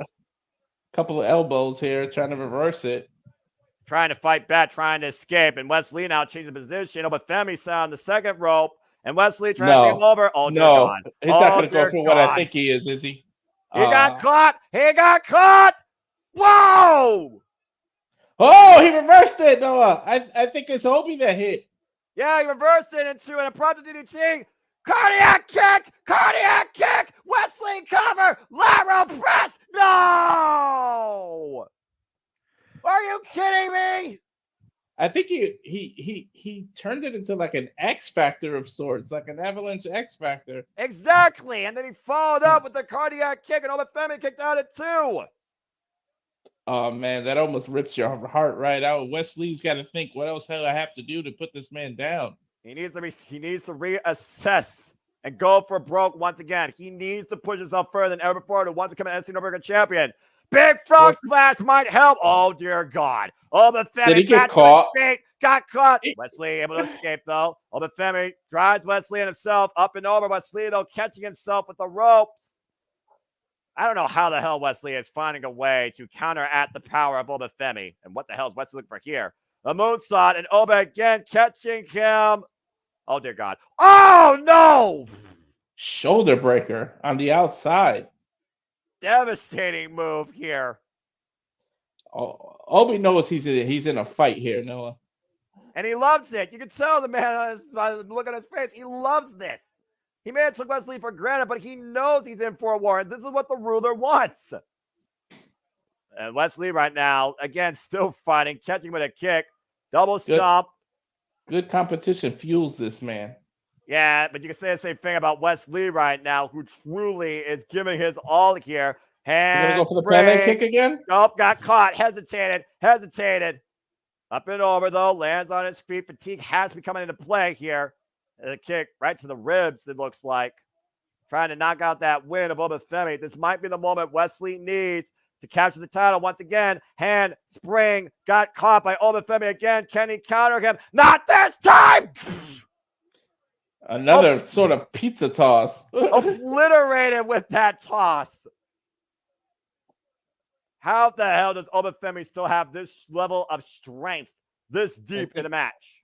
Obi feels like he's playing basketball right now. Golly! Powerbomb planted to It's over. Obafemi retains. It had to be over after that. All hail the ruler of NXT. I wouldn't be surprised if Moose's music hits right about now. Yeah, go. No, if Moose's music hits right now, I would lose my shit. Apologies if I break anything. But for right now, I may not trust the system, but I definitely believe in the ruler of NXT, Obafemi, with the fight of his life tonight brought by Wesley. Still, NXT North American champion. He has to respect what Wesley brought tonight, but it wasn't enough. Let's go look back at some of the action here, Walter. That cardiac kick was Wesley's best shot here. Lateral press, and Oba still found a way to get the right shoulder up. He got all of it too, Noah, right in the middle of the head. And this frog splash immediately caught in a choke slam, able to counter that. Every possible way Obafemi's strength was coming to play. Wesley almost had an answer for it, but that shoulder breaker was the setup for the end. And then this release just dropped, toss. And he knew that here was over. Sit out, powerbomb. The ruler remains on his throne. And now Wesley can't challenge for this title anymore. So one wonders what's next for him. Yeah, what's next for both men? Obafemi will see day 182. Wesley can bid the NXT North American Championship adieu. And again, Obafemi says the same thing as always. No matter what, the result remains the same. Good God. That was a hell of an opener, though. If that's what's in store for the rest of the PLE, we got a good one coming. I tell you, people may underestimate NXT, me included, still sometimes. But when it comes to that guy, he reminds me exactly why I value the NXT brand. And maybe once again, that NXT North American Championship. One thing for sure, that was not a party that I'm sure that Wesley wants to be reinvited to again. But again, we'll be back here covering WWE as we continue to promote everything here. Stay tuned, folks, for SummerSlam, Cleveland, Ohio, Saturday, August 3rd. And again, I'm still wondering if I'm going to that. And there you see, of course, the home of SummerSlam, Cleveland Brown Stadium. From the city that routes Cleveland, Ohio. You still can get tickets Saturday, August 3rd. And SmackDown will also be at the Rocket Mortgage Fieldhouse on Friday, August 2nd. Holy hell. Oh, man. That was freaking insanity. Obafemi is not built normal. That's one hell of an opener. Well, again, emotions running on an all-time high for Wesley, knowing that he lost in his last chance. Can Lola Vice capitalize, though, on her first one-on-one chance? As we see both champion and challenger arrive into the building, there is the prodigy, our NXT Women's Champion, Roxanne Perez.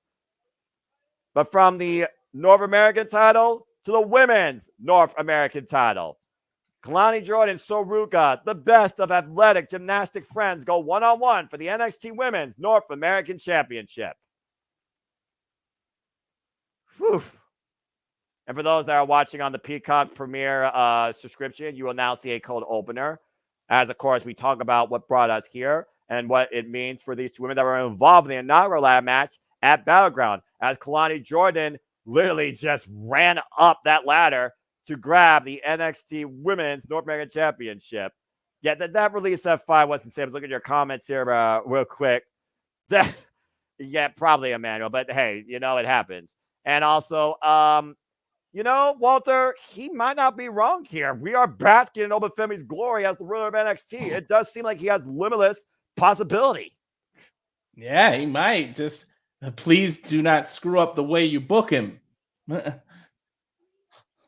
And, of course, we're talking about the collegiate backgrounds. You said yourself, we're dealing with two gymnasts here. Of course, we talk about Kalani Jordan, former all-star gymnastics athlete, and now a champion here in NXT. My back hurts just thinking about everything Wesley went. That release at 5 was ridiculous. That was epic, scary. Eat your heart out, Brock Lesnar. Exactly. Oh, imagine Oba versus Brock Lesnar. Check, please. Yeah, exactly. And of course, we are talking about Kalani Jordan, who is endorsing Soruka. Oh boy. Again, we got a moment to breathe here as we're just talking about again the athletic background of both our both challenger and champion here for this match, but also the drive and the motivation.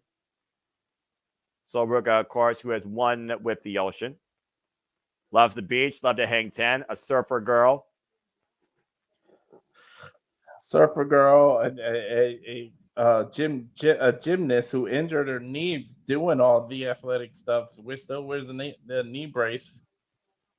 Of course, she taught herself through trial and error. Of course, recovering from a torn when she ruptured her ACL. Multi-acrobatic national champion. An adrenaline junkie.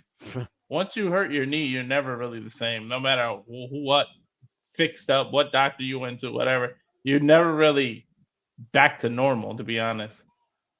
Again, you talked about before, that springboard backflip cutter can literally come out of nowhere and has taken the world by storm. Yeah, literally.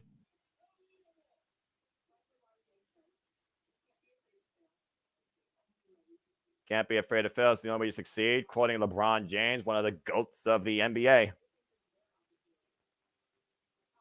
Of course, we talked about before, coming into professional wrestling with no previous experience. Soruka has a tremendous background in acrobatics and tumbling. Came into NXT in 2022. And now looking to become the NXT Women's North American Champion. Good luck. All right. Two title matches back to back here, Noah. Well, considering every match tonight is for a title. Oh yeah, that's right. Every single one.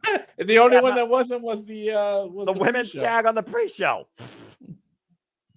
I love Soruka's entrance. I like everything about her too, and she makes her own gear.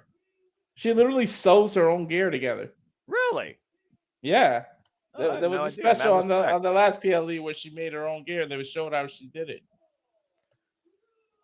Soruka, also, of course, a native on Ontario, California, 24 years of age, 2 years in the game, 5'8". Again, we did talk about before, though, the dynamic of this match that's unique is these are two best friends. They respect each other in the locker room. They respect each other for their background in gymnastics. They respect each other for what they bring in NXT, their rise. And I do think at the end of the day, this is going to stay mutually respectful, but it has to get downright and dirty if one of them's going to come out the champion. Yeah, sometimes being best friends of competition, it brings the best out of you. As one who has siblings, even siblings fight. So best friends are going to fight as well. Well, here comes our NXT Women's North American Champion. She is her. It's Kalani Jordan. It's unusual to see face space for a title, but it's a relief to get a good, clean one-on-one title match. Former artistic gymnast, by the way. That's a good-looking title, too. Yeah, I got to say, the red and white really comes out of that championship. Of course, came into NXT in June 2023 at Gold Rush, I believe, was the name of that show. But apparently, she was signed to NXT since also 2022. Already showing her athleticism with that full split. And again, I'm not going to make any assumptions as far as what's going to be the weakness or strength when it comes to both these women. Again, very similar background here. Of course, this is for the NXT Women's North American Championship. There's no history with this title. As Kalani Jordan is the inaugural champion, winning it back at NXT Battleground. We might see a fast-paced. Both of these people can move. The thing about this, the only difference I can say, Soruga's been involved in NXT longer than Kalani Jordan, despite the fact during her tenure so far, she's been more injured. Nice head scissors capture there. Early ongoing exchange here. Usually wearing a brace puts a target on your neck, but will Kalani be able to dig deep within herself and actually use that as a target? Yeah, you wonder, again, she's going to exploit that vulnerability right now. Both these women showing no signs of fatigue. And again, showing off the gymnastic background here. Nice handstand escape by Kalani Jordan. Soruga with the sidestep here. And Kalani up and around. Again, handstand escape by Soruga. Wow. Oh, here we go. Standoff. Yeah, this is literally gymnast versus gymnast. Mm-hmm. And why gymnasts don't usually compete against each other inside the ring as far as who could take the other one over and keep them down.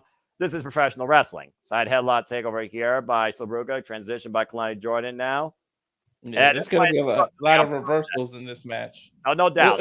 This is literally going to be a counter for counter match. Up and over goes Soruga. Lands on Kalani Jordan. Catches Soruga. Messy cross body, though. And finally, Kalani Jordan with the first bit of offense in this match. I think Kalani might have been slightly compromised the way she landed on her knee. Again, a stalemate here in what has been a flip exchange. I love this. Again, very unique dynamic here in the NXT Women's Division. More of an aerial backkick approach than the physical approach. Nice flow over there into the side headlock by Soruga. Again, Kalani Jordan comes in here with less experience, but again, the pressure's on her being the champion. And she says she's ready to handle that pressure. Soruga doing something smart. I mean, if they both are gymnasts and they run around, whoa, flip, whoa, the best thing to do is to ground them. So she's going for submissions and headlocks. Again, take a look at what we're dealing with here. Handstand escape, cross body, rolls off. And both these women right now in a deep exchange. Nice cartwheel escape into the attempted backslide. 2 count for Kalani Jordan. Kalani literally reversed an X Factor by doing a handstand. Didn't reverse that one. Second time the charm. Half Soruga hook the far leg. Gets a 2 count. That was a hell of a reversal of an X Factor, though. Yeah, take a look at the replay here. Cartwheel escape, that X Factor initially with the handstand, springing up into a cross body, rolls off Soruga, and the second X Factor. Look at the elevation Soruga got on that. Now trying to apply the pressure to the lower back and neck. These two, you might literally think that there's springs on both of the bottom of their sneakers the way these people jump. Kalani Jordan breaking the wrist, though. And this time, Soruga might be looking for a Romero special, her own version of a surfboard. Mm-hmm. Grabbing the legs. This is one of my favorite moves that Eddie Guerrero used to do. And, of course, Rocky Romero heavily known for this. And Kalani Jordan hold up high in the Romero special. Hyperextending the legs and the arms. Look at the ring presence. She sat up so her shoulders wouldn't be flat on the ground because the ref could have counted her shoulders down on that. And just launched her off, knowing that she couldn't hold her in that position forever. I mean, at this point, submission might be the way to go to neutralize the prowess of these gymnasts. That's what you have to do. You have to ground high flyers. Oof! Both these ladies know how to fly high. That was a nice chop by Soruka. And get a little physical here now. Kalani Jordan with the forearm exchanges. Now up and over the ropes. Deep arm drag release. That's underneath the clothesline. Nice. Kalani Jordan take over T. Harris. Whoop! And so standing Hurricane Rana. Yeah, Soruka tumbling to the outside, quite literally. And Kalani Jordan up and over, rolling through with a corkscrew. Wow. These women are not afraid to put their bodies on the line. Yeah, they're literally putting it all at stake here. And again, you've seen it all so far with Kalani Jordan and Soruka here, giving every sort of gymnast some run for their money. Two superstars rising through NXT. Oh! Impaler DDT by Kalani Jordan. Look at the far leg. It's a 2 count. A jumping Impaler DDT. See, that might add a little oomph to it when you jump in the air like that. And again, Kalani Jordan demonstrating how far she's willing to go to demonstrate why she is the NXT Women's North American Champion. Setting her up for that bouncing leg. Oh. Nope. Oh, it's a super kick. Caught her flush underneath the jaw. And so Ruka looking to capitalize here off the bottom rope, cross body. Oh, I thought she was going to go for the soul snatcher. And from the middle rope this time, obviously softening up Kalani Jordan for that, though, bringing her close towards center. So Ruka has to stay on the attack, catching up with a high kick coming in. Great displays of athleticism here by both women. We apologize. If we stuttered a little, it's hard to keep up with this. Springboard, man! It's very fast paced. Springboard 450 clothesline too. No, that was impressive. Turning a 459 to a splash with a clothesline. Look at this, Walter, from the top rope. Yeah, beautiful. 1, 2, 450, and into a clothesline. It's hard to keep up with this pace. Well, I mean, again, they started off a little bit of a gymnastics, a one-off. It's about who could out-flip the other. And now we're getting a bit more physical here because they know it's going to take more than acrobatics to leave the NXT Women's North American Championship. They have to fight for it. They have to weaken each other. And sometimes when you're literally wrestling your friend, you don't necessarily want to bring your all out against them because you don't want to hurt them. We're going to have to see who has that killer instinct. Oh, Kalani channeling RVD with the step over heel kick. And looking for potentially a poison run. Takes Soruka up and over with it. Ouch. She landed hard on her neck too, Noah. Kalani Jordan right now grabbing her ribs, though. You see how much has been taken out of the champion, though. And Kalani again might be looking for up and over the apron. What's this? Up the second rope. Moonsault! To the outside, wipe Soruka out. It's a complete wipeout here tonight at Heatwave. What we said earlier, Kalani was too proud to take a count-out victory, and she went to go attack her. Again, the pride of a champion, and also knowing, again, she is facing one of her closest friends. And you see Kalani Jordan feeling the effects of this match. Again, comparison crowd on Canner, NXT Heatwave, Scotiabank Arena for the NXT Women's North American Championship. Kalani Jordan champion, Soruka the challenger. And right now, it looks like she will take this count out. It looks like it. She tried to pick her up, but she just couldn't because of her ribs. Well, she broke the count. Again, she wants to win on the inside. I think it goes to the testament of a champion to literally pin or submit your opponent. Exactly. And Soruka, what the hell is this? Oh, nice escape there. Soruka fought big PK, bending Kalani Jordan backwards. She landed on her feet. Wow. And this might come back to haunt Kalani Jordan. Soruka scanning her next move. What's this? Off the whoa! Running moonsault off the turnbuckle. Corner moonsault off the ring post. To your point, and both women down again on the outside. What has been a very even game contest of acrobatics. No, she hit all of it too. Referee's at 5. I do not want to see this match end on a count out though tonight. No, not at all. I both think these they're women both know. Get up at 9. Both these women know how important this is, not just for NXT, but for each other, for the NXT Women's North American Championship. I think the ref's up to 8, Noah. He's up to 9. He's up to 9. 9. Ooh, boy. Ooh. By the skin of their teeth. And so this match will continue. You see Soruka, though, favoring the back of her head and neck. And Kalani Jordan, to your point, favoring those ribs. Now Soruka, but the fireman's carry to Kalani Jordan. Kalani finding out, though. Get to the midsection. And Soruka here. Nice escape, though, by Kalani. Hooking up Soruka. Hook of the leg. It's a 2 count. Right back to the fast-paced action. Shoulders down.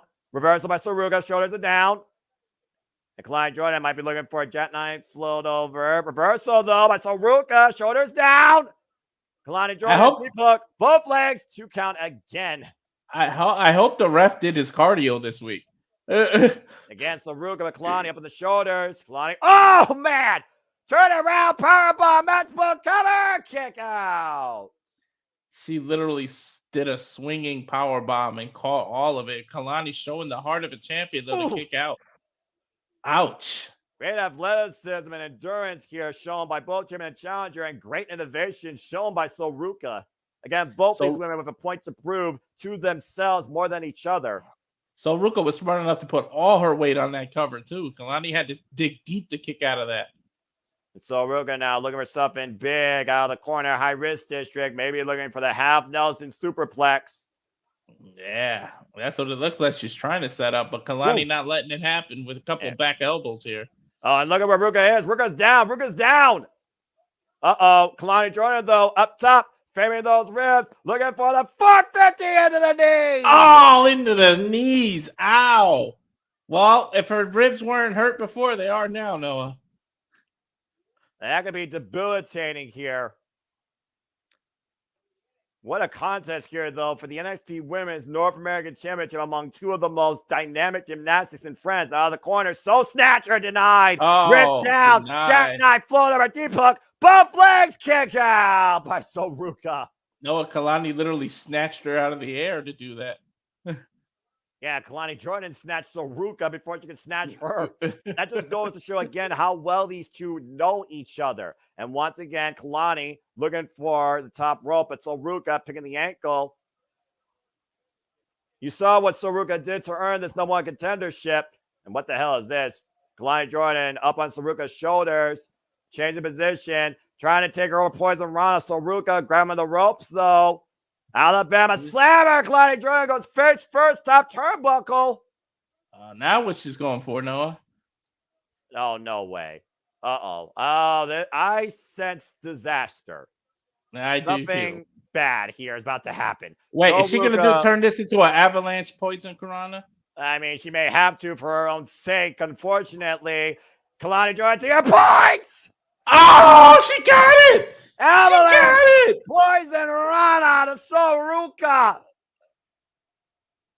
Wow.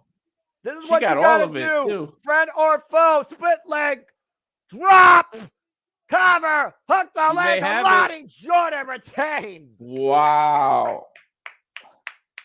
That was an incredible contest. This is how you elevate this title, Noah. These two literally went tit for tat, move for move in their background too, and Kalani Jordan persevered. Both these women proved something tonight to everybody. Do not underestimate either of these two. Did you get a blackout for like a half a second? What was that, Walter? Did you get a blackout for like a second? Yeah, I did. Peacock sucks. So okay. That split leg moonsault drop was the final note needed for Kalani Jordan to put Saruga down. Wipeout. I don't know about you, Walter, but I'm definitely about these two going for round 2. That was incredible. Sleeper match of the night. These two showed up and showed out. Congratulations to Kalani Jordan. Saruga, you have nothing to be disappointed about.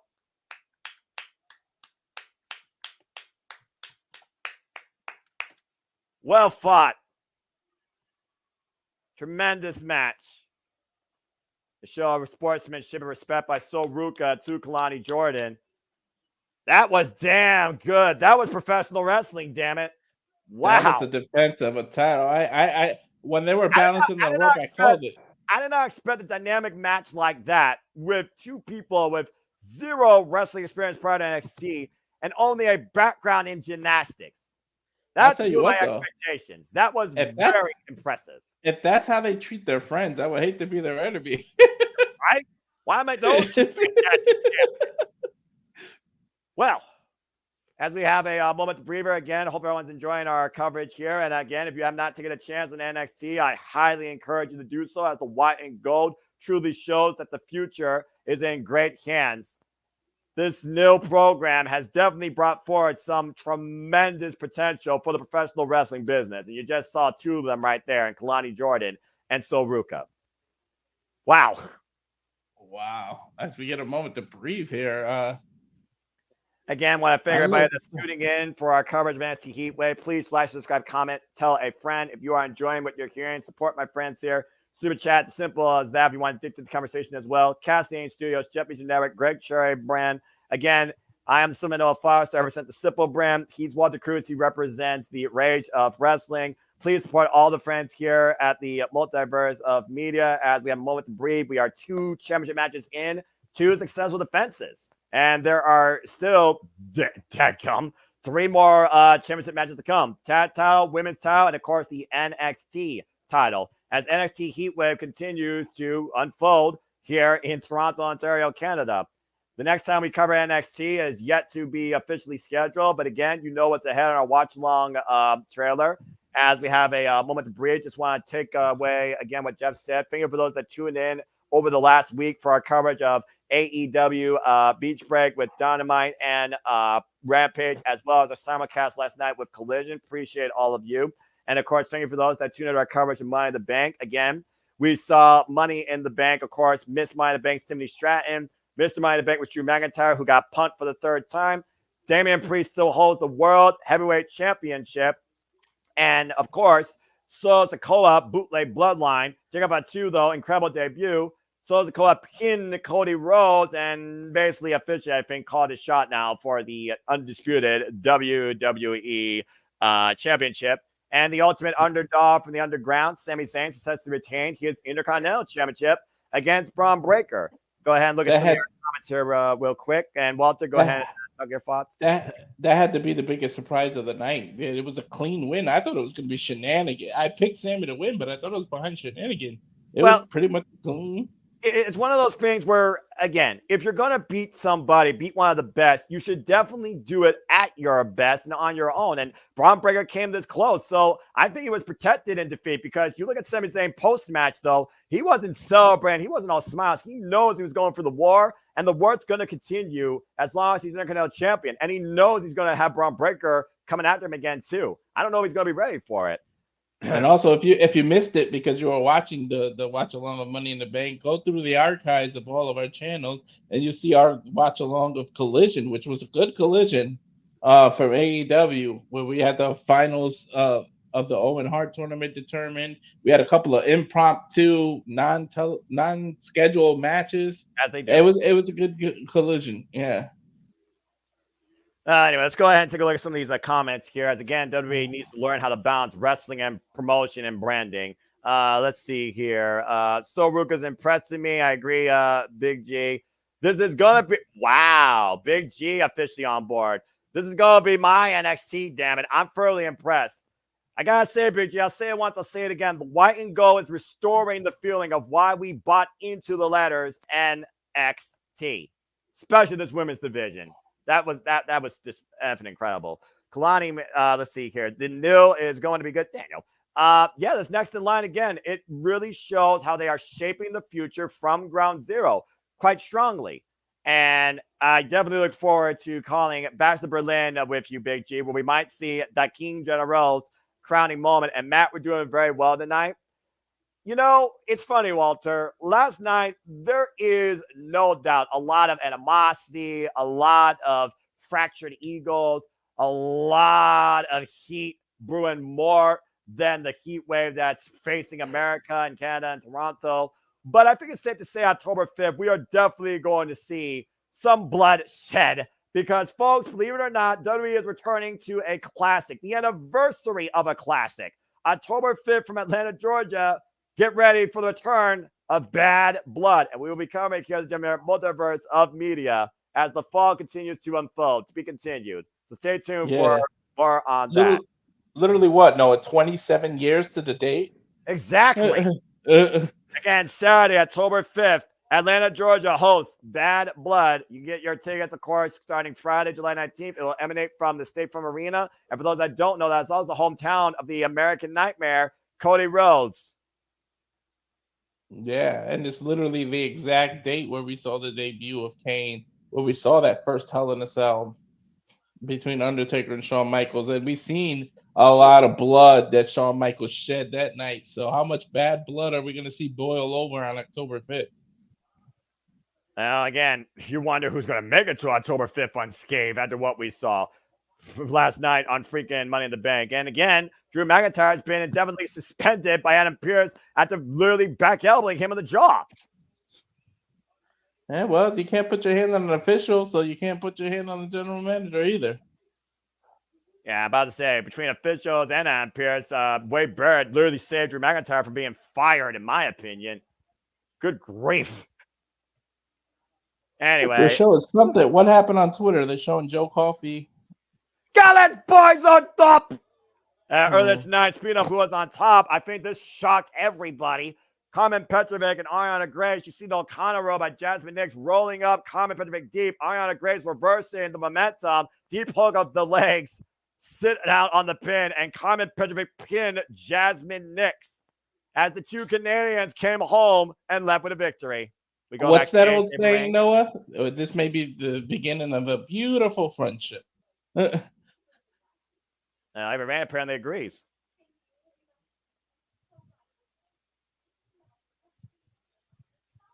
Kirk coming out there by herself. She's such a drama queen. Oh, Lord.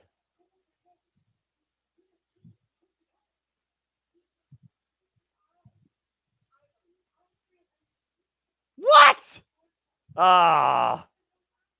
Just use your eyes. I was the real MVP.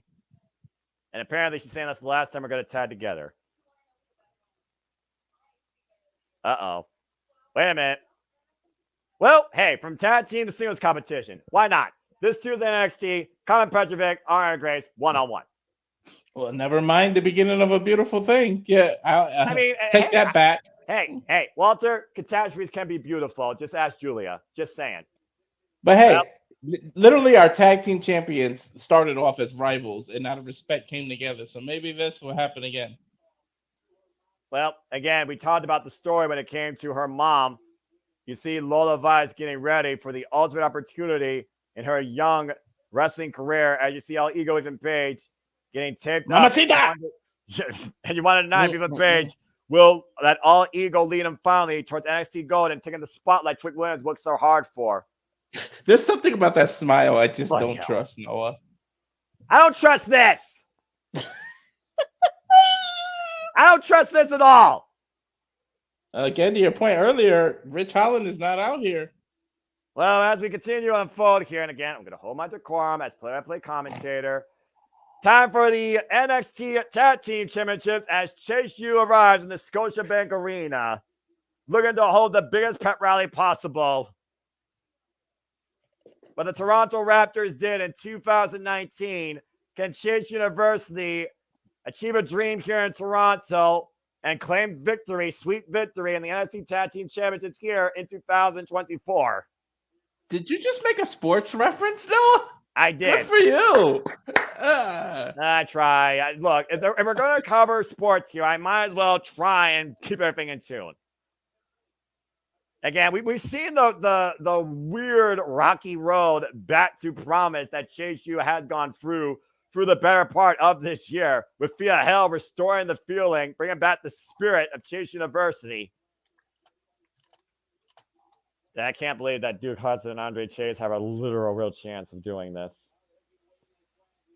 You see Riley Osborne waving the flag proudly at Chase University here as we wait for our NXT Tag Team Champions coming to the building tonight. Oh, Lord, help me.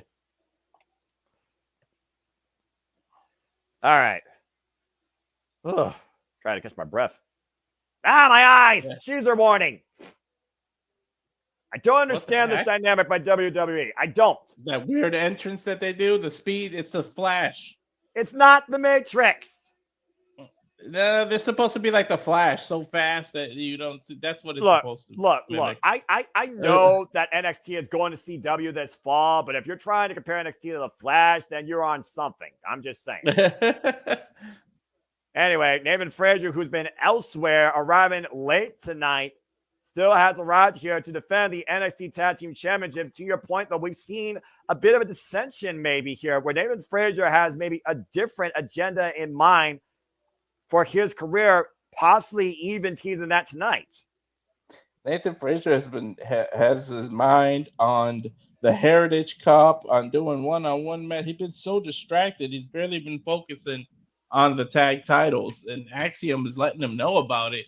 And then could it be the final straw, arriving to the arena late? And you see, of course, the referee finally trying to freaking hold him up. Jeez, this is a new official, apparently. NXT Tag Team Champions on the line here, of course. Nathan Frazier and Axiom going into their fourth defense after beating the OC, the D'Angelo family, and the Authors of Pain since being the Wolf Dogs on NXT TV after Stand Deliver. Bell rings were underway. Notice the heavy videotape on Axiom's left shoulder. Axiom starting for his team and Chase starting for his. The professor trying to lead by example. But again, this professor's track record, I don't know necessarily if the superintendent agrees with his performance as of late. The fact that he wrestles with a full-on sweater on is hilarious to me. I think it's foolish. The side headlock control right now by the champions. Axiom keeping Andre Chase towards center. Headlock takeover again by Axiom. Head scissor escape, though. Counter by Andre Chase, trapping Axiom. Look at that. Axiom cannot kick out of it. Usually he tries to kick out of it, but Chase holding him tight. Well, again, Axiom, A-Kid, the inaugural Heritage Cup winner, knows a thing or two about escaping out of that hold. And he just did, as he just showed you. Bow and arrow counter, float over. Oh, he gets a 1 count. Andre does. Sweep the leg. And lateral press. Not even a count there. Both these men right now picking up speed, trying to jockey for position. Nice up kick there. Stalemate in the early going. Yeah, this may not be Kalani and Sol Ruka, but we're getting some fast movement here. But again, though, I mean, you can look at the dynamic of dissension with the tag team champions, but I still believe at the end of the day, you still want the bigger purse. You're still a bigger purse holder when you're the champion. I think Nathan Frazier still cares about that, at least tonight, where you're paid more on PLEs than you are regular TV. Cover. Beautiful standing drop kick by Axiom. He caught a lot of height on that. Irish whip now. Andre Chase sent in the ropes and trying to take him down. A-Kid, though. Excuse me. Axiom. Wait, reversal. Roll through. Jackknife float over. Reversal by Chase U. Cover by Andre. 2 count. Oh, dear God. Those titles almost slipped right out of their hands there, Noah. That was a close one. The fact there may be a teachable moment here with more credibility than the learning tree in AEW scares me. Tag made to Nathan Frazier.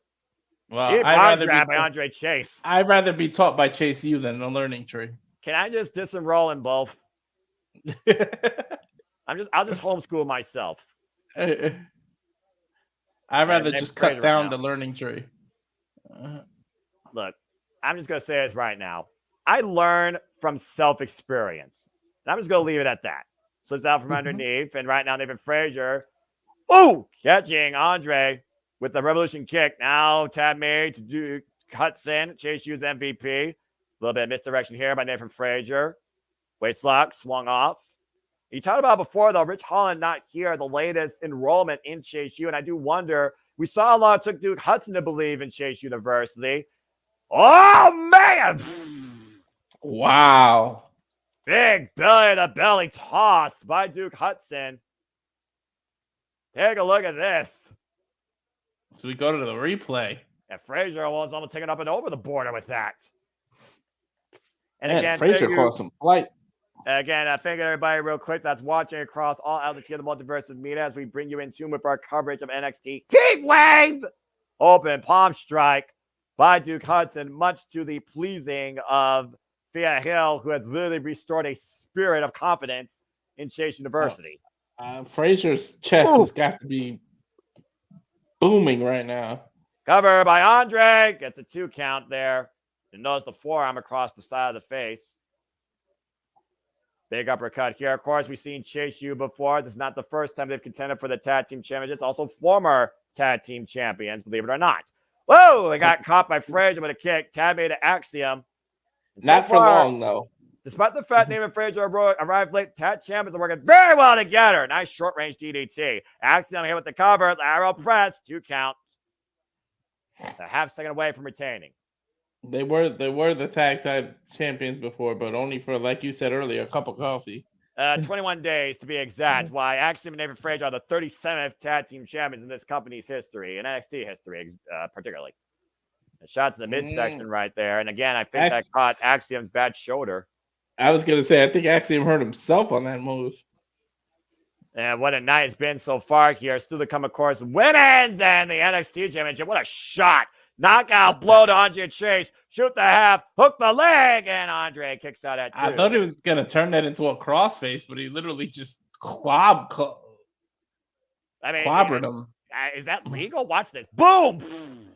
I'm not sure if it is. That almost could be like a concussion protocol for not careful. Again, it's the shots you don't see that are the worst and the most dangerous.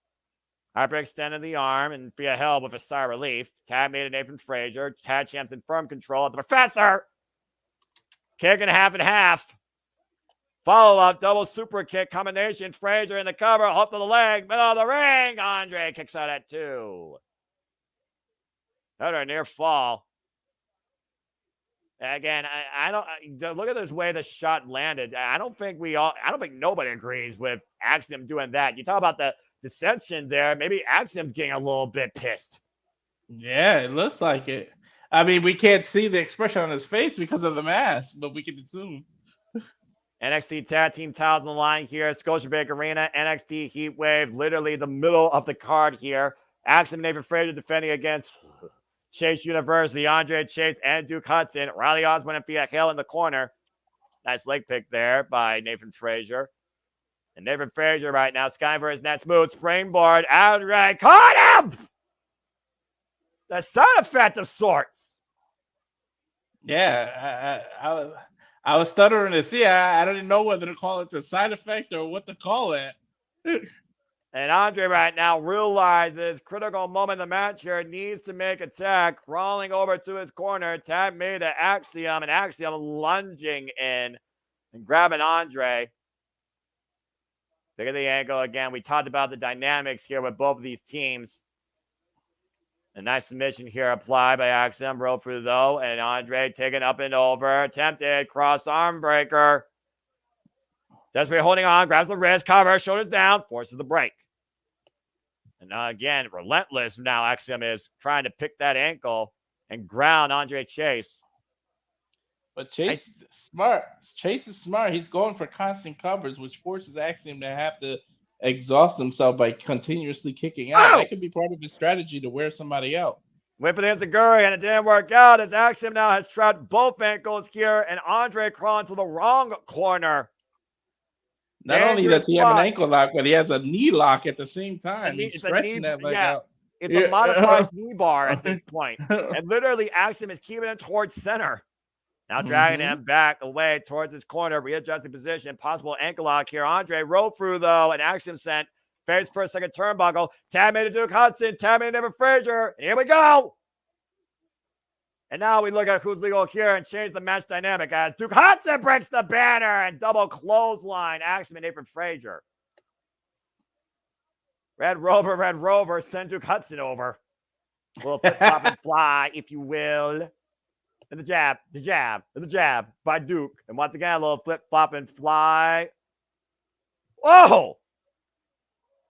Chase U is rolling. I cannot believe I'm saying that. I'm calling the match. Just calling the match. No, remind you, just calling the match. Uh-oh. No, what a Uranagi to Axiom. I think you're filling out your enrollment form. Just thrown upwards here. Now up in the fireman's carry. Duke Hudson is rolling.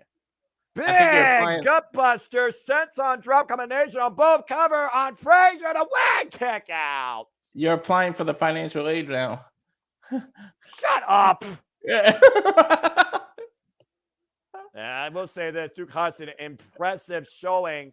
Look at this combination here. Gutbuster, senton drop, wiping out both Axiom and Nathan Frazier. Turn the match completely around for Chase U. Frazier, they'll pick up speed. Catching a single leg drop kick sends Duke Hudson to the outside in between the ropes, quite literally. Again, Frazier using his speed to his advantage. To your point, former Heritage Cup holder, student of Tyler Black, Seth freaking Rollins, and Frazier, got caught coming in. Took a little bit too long there. Duke Hudson up and over. Wow, God! What a German suplex release. Ow. Accurate. That's Duke taking too much time, though. Caught in the moment here. Uh-oh, wait a minute. Now hoisted up, Razor's Edge. It may be time for Chase U to regain the titles, and reversal by Nathan Frazier sends Duke Hudson face first the top turnbuckle. Face first into the top turnbuckle, man. And the tag by Frazier in the Axiom. Taking up and over with the Tijeras. Duke Hudson taking to the outside. Now Nathan Frazier picking up speed. Tope Suicida wipes out Andre Chase. Tope Suicida wipes out Duke Hudson. Champions back in control. Frazier continues the attack. Andre Chase up and over the announce table. And Axiom wipes out Duke Hudson again. I was going to say Axiom, Hudson was showing his intelligence by rolling out of the ring, but I don't know how smart that was because all you did was go to the landing zone for both Frazier and Axiom. NXT chants ran out loud and proud here. Red hot action in the tag team division. Frog splash by Axiom connects. Not legal. Now legal again. Tammy and Nathan Frazier in the drop zone. Springboard 450 splash to retain the titles. Hook the leg. Kick out by Duke Hudson. I think Axiom might have hurt his hand there, Noah. He keeps like grabbing his hand and shaking it. I don't know what exactly happened, but maybe when he landed against the table there. Yeah, I saw that to your point earlier when he collided on that last tope, and I think he felt it again on the impact on that splash. Look how close Nathan Frazier was at 450. Tag made to Axiom, catching the boots though. Tag was made, by the way. Axiom legal. Nathan Frazier, though, trying to come back into play. Duke Hudson fighting back, hooking up Nathan Frazier. Uranagi counter, deep arm drag. This might be the miscommunication I was talking about. Yeah, the first miscue by the tag champions. And what the hell? Duke Hudson? Are you kidding me? Whoa! Nice! Great run, a takeover out the corner. He's got to put Frazier away! Catatonic cover! 2! No! But wait, Frazier's not legal. Why is he able to get covered? Because he did tag Axiom earlier. Oh, okay. Was that a shout out to Trish Stratus with a little bit of with a little Stratusfaction there? And two of the great Canadian greats. I guess Chase U has been teaching something. Trish Stratus and Adam Copeland, to your point. Chase U back in firm control. Tag made to Andre Chase. Nathan Frazier set up in the corner, though. Axiom nowhere to be found.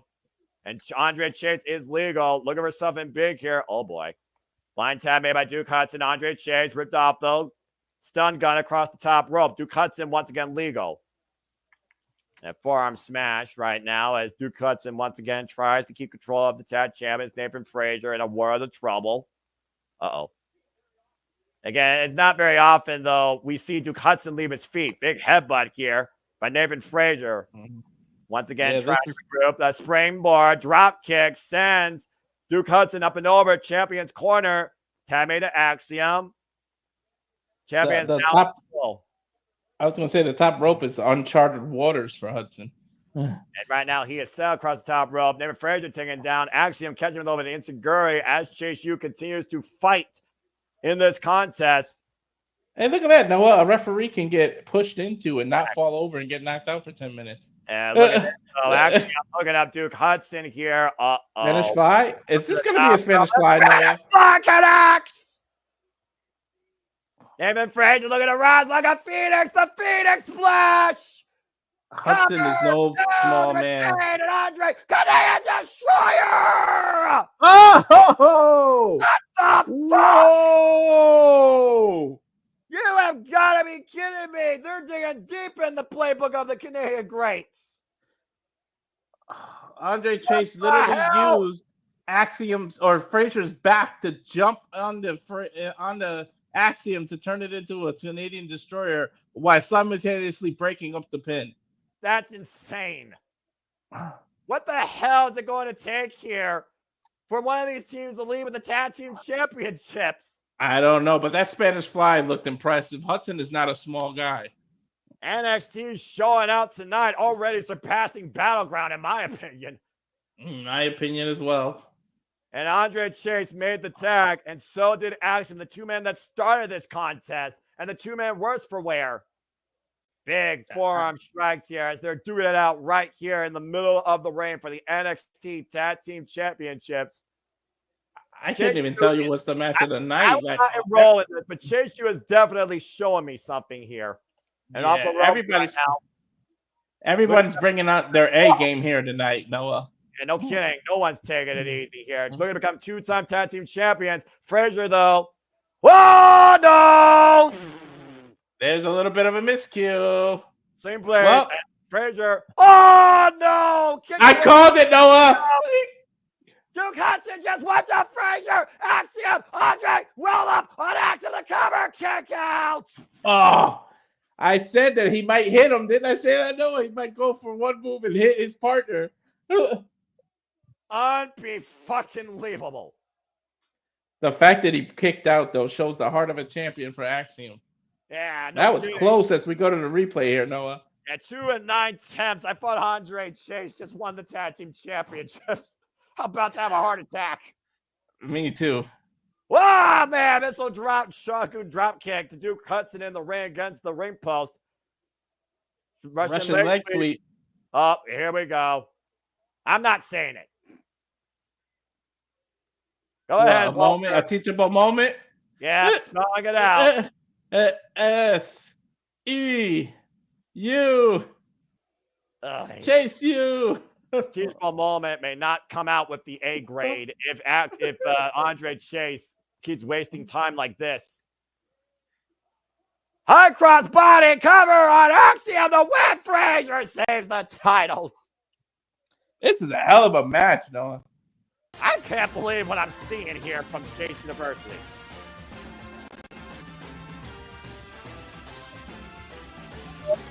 Tiger driver attempt. Axiom escapes in the back door. Tap made Nathan Frazier. I don't think Andre's aware of it, though. Back elbow strike, wide side Axiom. Frazier to the top rope, up and over. Misses, though. Andre able to get out of the way. Gets the boot up. And Andre going back up to the high risk district here. Looking to be the MVP. Lead by example. Oh, dear God. Frazier's there to meet him, though, Noah. Superplex! Did he tag Axiom? Kick brainbuster combination. Frazier up and over. Topic low. What's up, Duke Hudson? Did he tag? Offense for the tag team champions. Axiom looking to finish the super kick. Sidewinds Andre Chase. The cover. Middle of the ring. Hook of the leg. And the champs retain. Oh, man. Dear God. I didn't even see the tag, Noah. I didn't see when Axiom tagged himself in. It was the blind tag out of the corner when Andre was going up to the top rope and Nathan Frazier ran up like a cat. My prediction stands. That decision about Ridge Holland, I almost wonder, though, if that cost them because you saw how much Chase U was in control here. And if Ridge Holland was here to add to the support, we would have had new tag team champions. I still can't fucking believe how close Chase U was. That moment right there, the springboard Canadian destroyed by Andre Chase to bring up the cover and wipe out Axiom, was the damnedest thing I've ever seen this professor do. And the miscues, to your point, Frazier hitting Axiom, the schoolboy by Andre, I thought they won it there. They were so damn close. And then that superplex flowed over into that kick and brainbuster. That is all it wrote for Andre Chase as Nathan Frazier neutralized Duke Hudson on the outside. I don't know if this was a teachable moment, but it definitely was a noteworthy moment. Chase U, unfortunately, comes up short.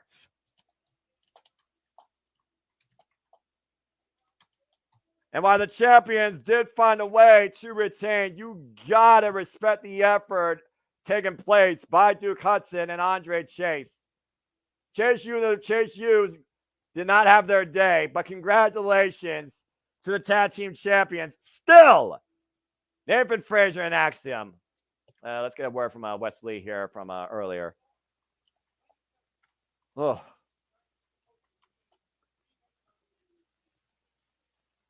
Whew.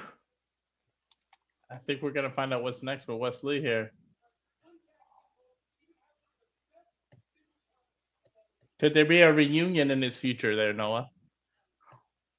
Oh my gosh. I'm trying to recover for a moment, okay? Maybe. With the Rascals in TNA. Again, how does one accept failure? How does one bounce back from it?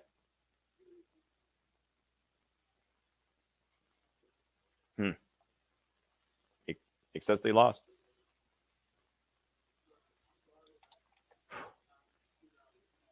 Remember the last time he needed time, he literally left NXT. Well, as we wonder what's next for not only Wes Lee, but Chase University, I will give credit where credit's due. That was a phenomenal tag team effort by Chase U. Yeah. Still While we get a break, should we ask the producer man to show everybody what's next on our watch alongs? Yeah, why not? Because you think this is madness with me on the call. Check out everything else not named UFC or Bloodsport that we're about to call. Producer man, roll the trailer.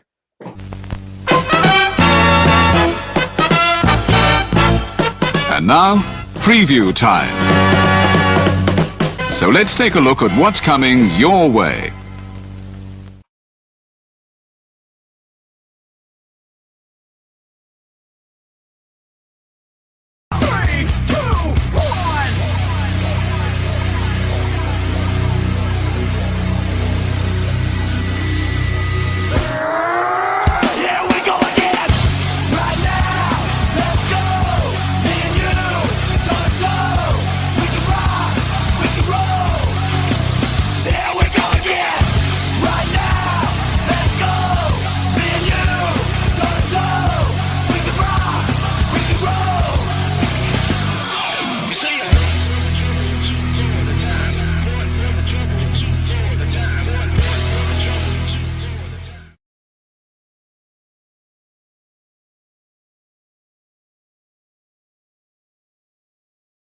And again, as we keep telling you what we do here at JMN Multiverse of Media, we cover all the wrestling, all professional wrestling.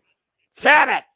And sports and combat sports. And again, as you see on W Peacock, hyping up the sports entertainment spectacle of the Immortals, once known, now the genesis and the continuation of the growth of professional wrestling in the post-WrestleMania era. WWE hosts WrestleMania from the city of sin, the entertainment capital of the world, Las Vegas, as the multiverse continues to expand in everything we cover here in and out of the world of professional wrestling, sports, and combat sports. Oh, good God almighty. What the hell did I just witness a moment ago? I need to recover too. You almost enrolled in Chase. I thought it was over with the Canadian Destroyer. I can't believe Chase U was able to put up an effort like that. What the hell is this? The miscue with the super kick too, I thought. Well, we talked about people. We wonder what's next for them. What's their direction? Looks like we're maybe going to find out what's going for the head of Josh Briggs, who, again, you talked about before. Josh Briggs, Brooke Jetson, Fallon Henley, all really breaking out on their own, trying to find their own opportunities.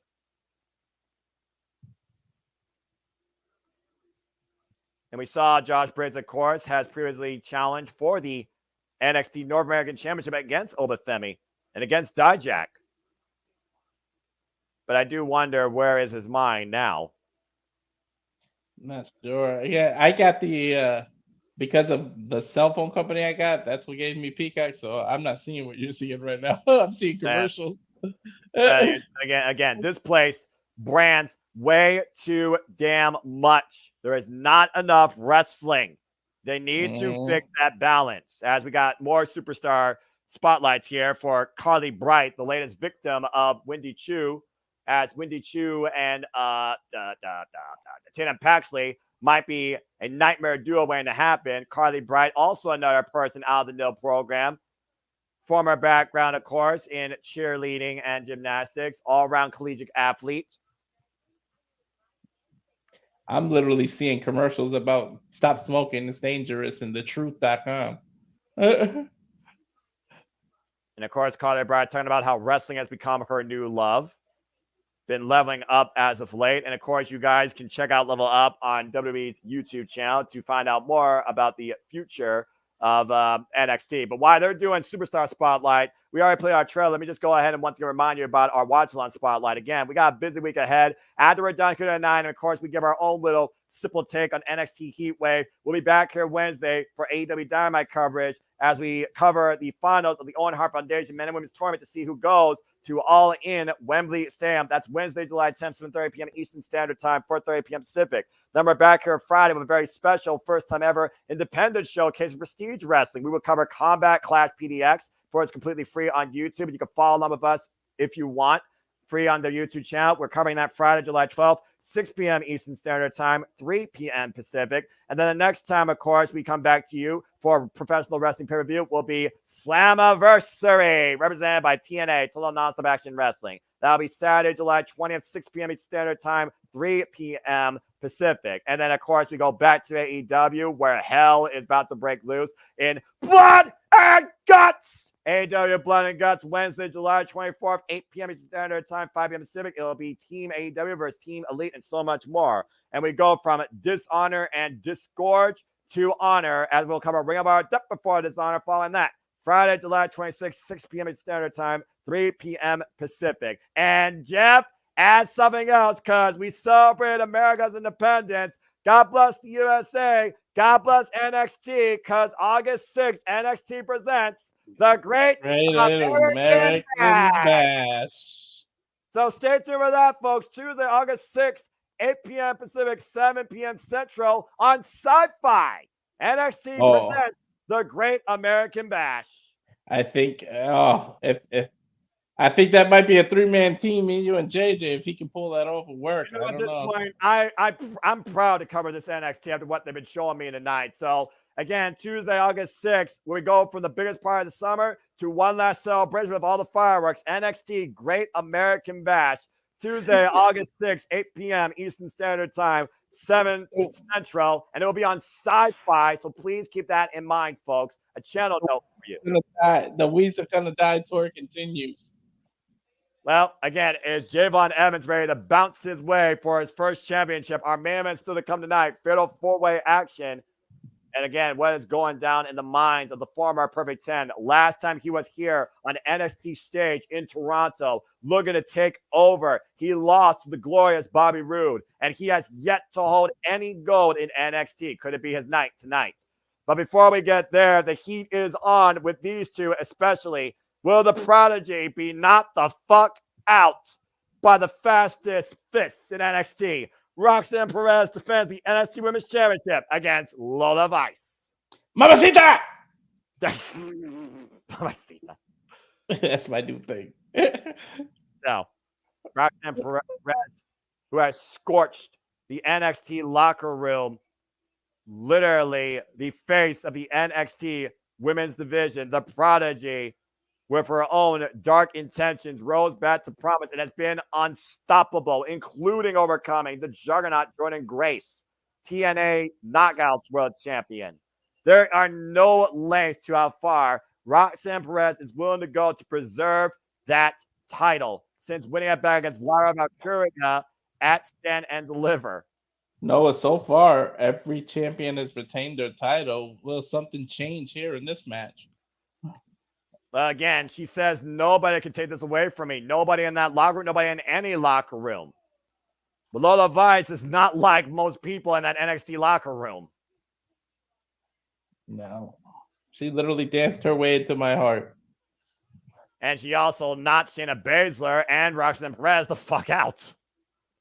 Sorry, and you could go back in the archives and watch me and James call that action. And, of course, you guys will be calling Bloodsport, of course, at the end of the month, and then we go to UFC. But, again, tonight, is Lola Vice just one spinning back fists away from dancing her way towards her first NXT Women's Championship? We saw Roxanne get her own little dose of revenge after trying to usurp the NXT Women's Champion, and Lola Vice made her pay for that. It was Lola Vice who came in during the breakout tournament and won. Cashed in her opportunity earlier this year at Vengeance Day. Triple threat action. Came this close to beating Lara Valkyria and Roxanne Perez at the same time. Since then, she has made a name for herself back to this point of promise.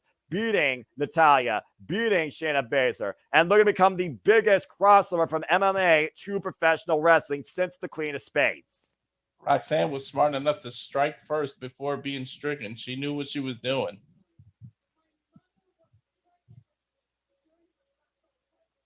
Again, we heard the story about Lola Vice, which apparently is 100% true. Lola Vice's mother was pregnant with her during her run in black belt. She was doing her black belt test while pregnant. That is insanity. Por todos los sacrificios que ella ha hecho para mí y mi hermana, she's going to do this for her mom, for all the sacrifices that her mom has made. Well, again, that's a very touching story, but that doesn't matter, Roxanne, at all when the bell rings. You can have as much of an emotional drive as you want, but according to Roxanne, you still will not take that title from her. But damn, if she knocks her out. It's amazing that she told her story, that story as a heel. You don't get sympathetic stories like that. Yeah, but at the end of the day, I do wonder if that's enough to dethrone the Prodigy.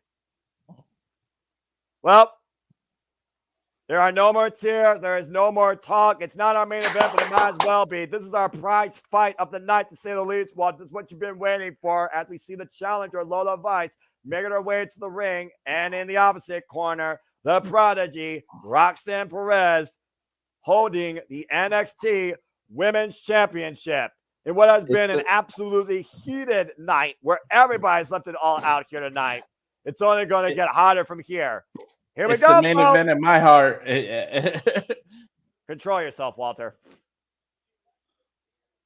Oh, no, I'm professional. I'm not James, damn it. That. She left the tears in Toronto, but not the moves as she dances her way towards NXT HEATWAVE, looking to become the first Cuban-American NXT Women's Champion. Valerie Loretta, with a former MMA record in Bellator, won every one of her matches via knockout. But this isn't MMA. This is professional wrestling. And here, it takes more than a knockout. Pinfall, submission, and champion's advantage. Title can remain with Roxanne Perez via count-out or disqualification. She's looking to blaze her own trail, following the footsteps of people like Shayna Baszler, people like Ronda Rousey, who have made this transition from MMA to wrestling, but she's on her own path. Will it be a war path, though? And can she capture this title? Well, if you ask Roxanne Perez, she's just another victim as the Prodigy continues to deliver on her self-promise. There is nobody right now on the level of Roxanne Perez since this character change and regaining the NXT Women's Championship. Arguably the most prolific women's champion right now in the business. Definitely in WWE. Learn something, Liv Morgan, but no disrespect to Bailey. Roxanne wearing the all-white, matching her title. Well, again, underneath the learning tree out of Reality of Wrestling out of the Texas area, Booker T. Of course, we talk about how important that title is around the waist of Roxanne Perez, not just for her, but for the NXT women's division. Literally taking this brand on her shoulder and defending against other promotions even. Yeah, she went over to TNA. And you think about... sorry, TNA. I said she went over. She didn't go over. She just defended it against Jordan. To defend the title.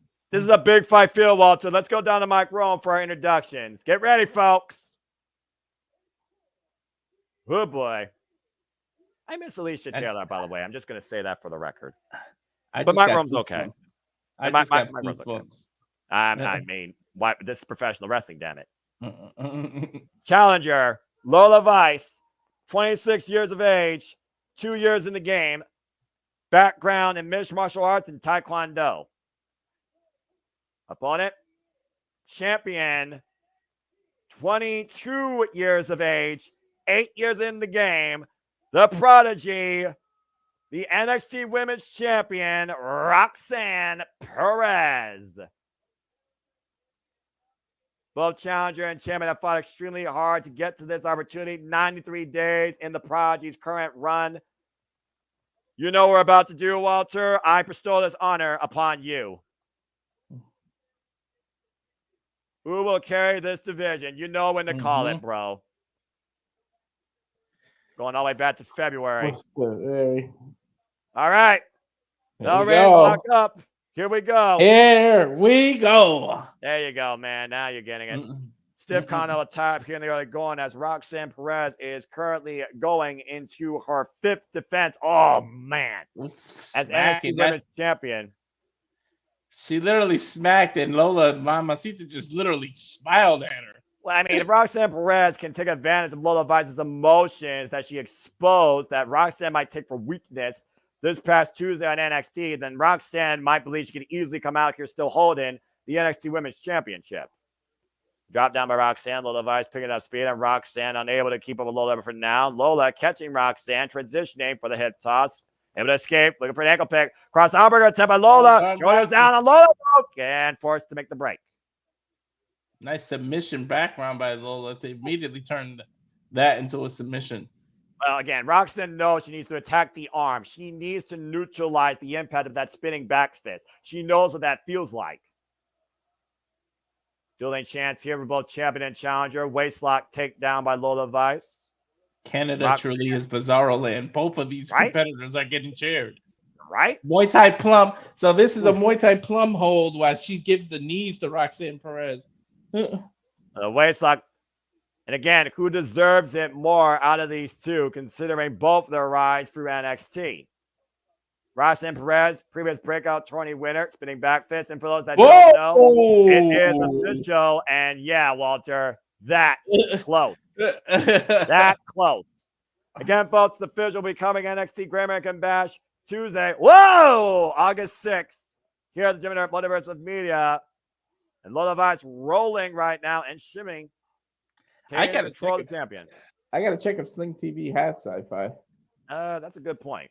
Take a look at the replay here, by the way. Watch this. Woo, they just out of reach. And you notice, Noah, she took her own elbow pad off just to make it more devastating. Well, I mean, bone-on-bone impact. Mm-hmm. And Roxanne furious with that attempted spinning back fist right now. Just unleashing on the challenger. Attacking the back of the head and neck. Roxanne is definitely showing the vicious side of her. Oof. Again, Roxanne Perez, I mean, we talked about before. She felt under-regarded in her previous run as champion where the pressure was too much. She collapsed in her own anxiety, and she used that as fuel to get back what she believed was always hers to begin with. And it's made her more dangerous as a champion. Yeah. I mean, ever since her return, we've seen a whole different side of Roxanne Perez, and it works for her. Yeah, I would say Roxanne Perez has never looked more dominant in her wrestling career as of late than becoming a 2-time NXT Women's Champion, especially defending her title against Jordan Grace successfully. Yes. And Lola Vice right now just driving Roxanne in the top turnbuckle pad, dribbling her like a basketball. And again, the waist lock, schoolgirl, cover, 2 count. Barely anyone gave her a chance against the Big Mama Pump either. And again, you still could say that Ash, by ignorance, got involved here. You could put an asterisk if you want, but at the end of the day, a win is a win. Mm-hmm. But if you really look at it, Ash did not physically get involved. She just grabbed the it was a title thing and just showed an appearance. So exactly, I wouldn't put an asterisk.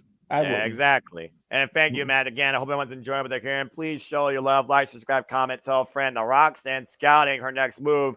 Squaring up Lola Vice in the corner for the uppercut. Arm wringer, here we go. Inside Russian leg sweep. Cover, hook the leg. 2 count for the champion. And emotions definitely getting the better of the champion here tonight. After that statement by Lola Vice saying that when she wakes up, she'll wake up in a different world without that title. I think Roxanne realizes the threat that Lola Vice imposes on her championship. Capacity crowd on hand here. Scotiabank Arena watching on for the NXT Women's Championship. Lola Vice challenging Roxanne Perez. Arm wringer. Inside Russian leg sweep again. Oh, man, the knee to the midsection. And so far, very mindful of Lola here. Lola with the body shots here. Squaring up against Roxanne. Again, those Taekwondo knee strikes. Roll up here. Schoolgirl by Roxanne. 2 counts. Oh! Able to pop right back up. And now teeing off against it like a kickboxing bag. And lining up the champion in the corner. Shades of Speedball Mike Bailey. Ouch. Yeah, I was just going to say that. Shades of Speedball Mike Bailey there. And Lola Vice. Uh-oh. Don't waste your time showboating or dancing. Take advantage of this. Hip attack. Not that hip attack with all that Latino heat behind it. The spicy assault with the axe kick follow-up. Cover. Hook the leg. Kick out by Roxanne at 2. Just off the mat here. It's Roxanne's favoring now the small of her lower back. Now Lola taking the champ up and over, but Roxanne escapes and roll through. Cover. 2 counts. Oh, debilitating shot. That may have been to the liver. That was a liver shot, definitely. Yeah, you watch Hanare from New Japan Pro Wrestling. You know how disastrous that can be. Uppercut, though, the back of the head and neck by Roxanne, escaping out of the corner. I've seen plenty of people get knocked out with liver shots in the UFC. Sleeper! I've seen people choked out with a sleeper. Roxanne run for the shoulders down. Whoa. Great awareness by the champion. Lola smart enough to let it go. And counter again. And Nemo set down the map. Body grapevine.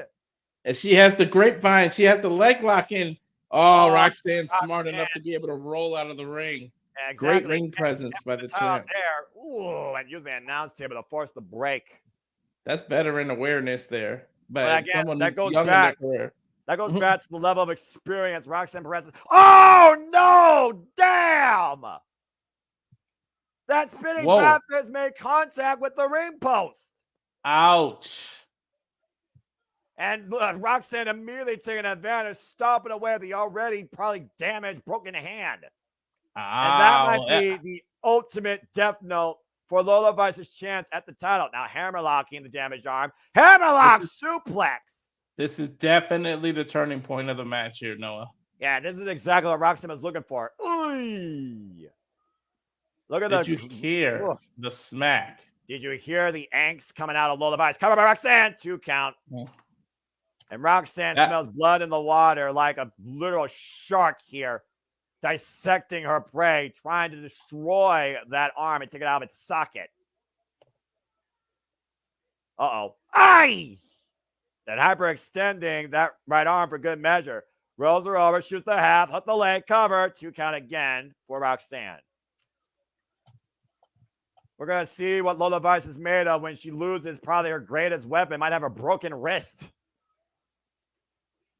See if she can still compete at the highest level needed and expected here in NXT, Walter. Yeah. Word about Lola's hand here. Roxanne literally vicious on the attack, taking advantage, as one should. And Roxanne knows that she is in firm control, mocking Lola, who's still trying to fight from underneath, bringing those kicks back into play. And again, Lola literally has a big target on her now. And again, though, she says 2 good working legs. That back fist neutralized, though, but still could knock her out with Buenas Noches, that high kick. And again, trapping the arm, right arm, trying to bring her down to the mat, possibly looking for that submission that won her the championship in the first place. Lola able to roll through.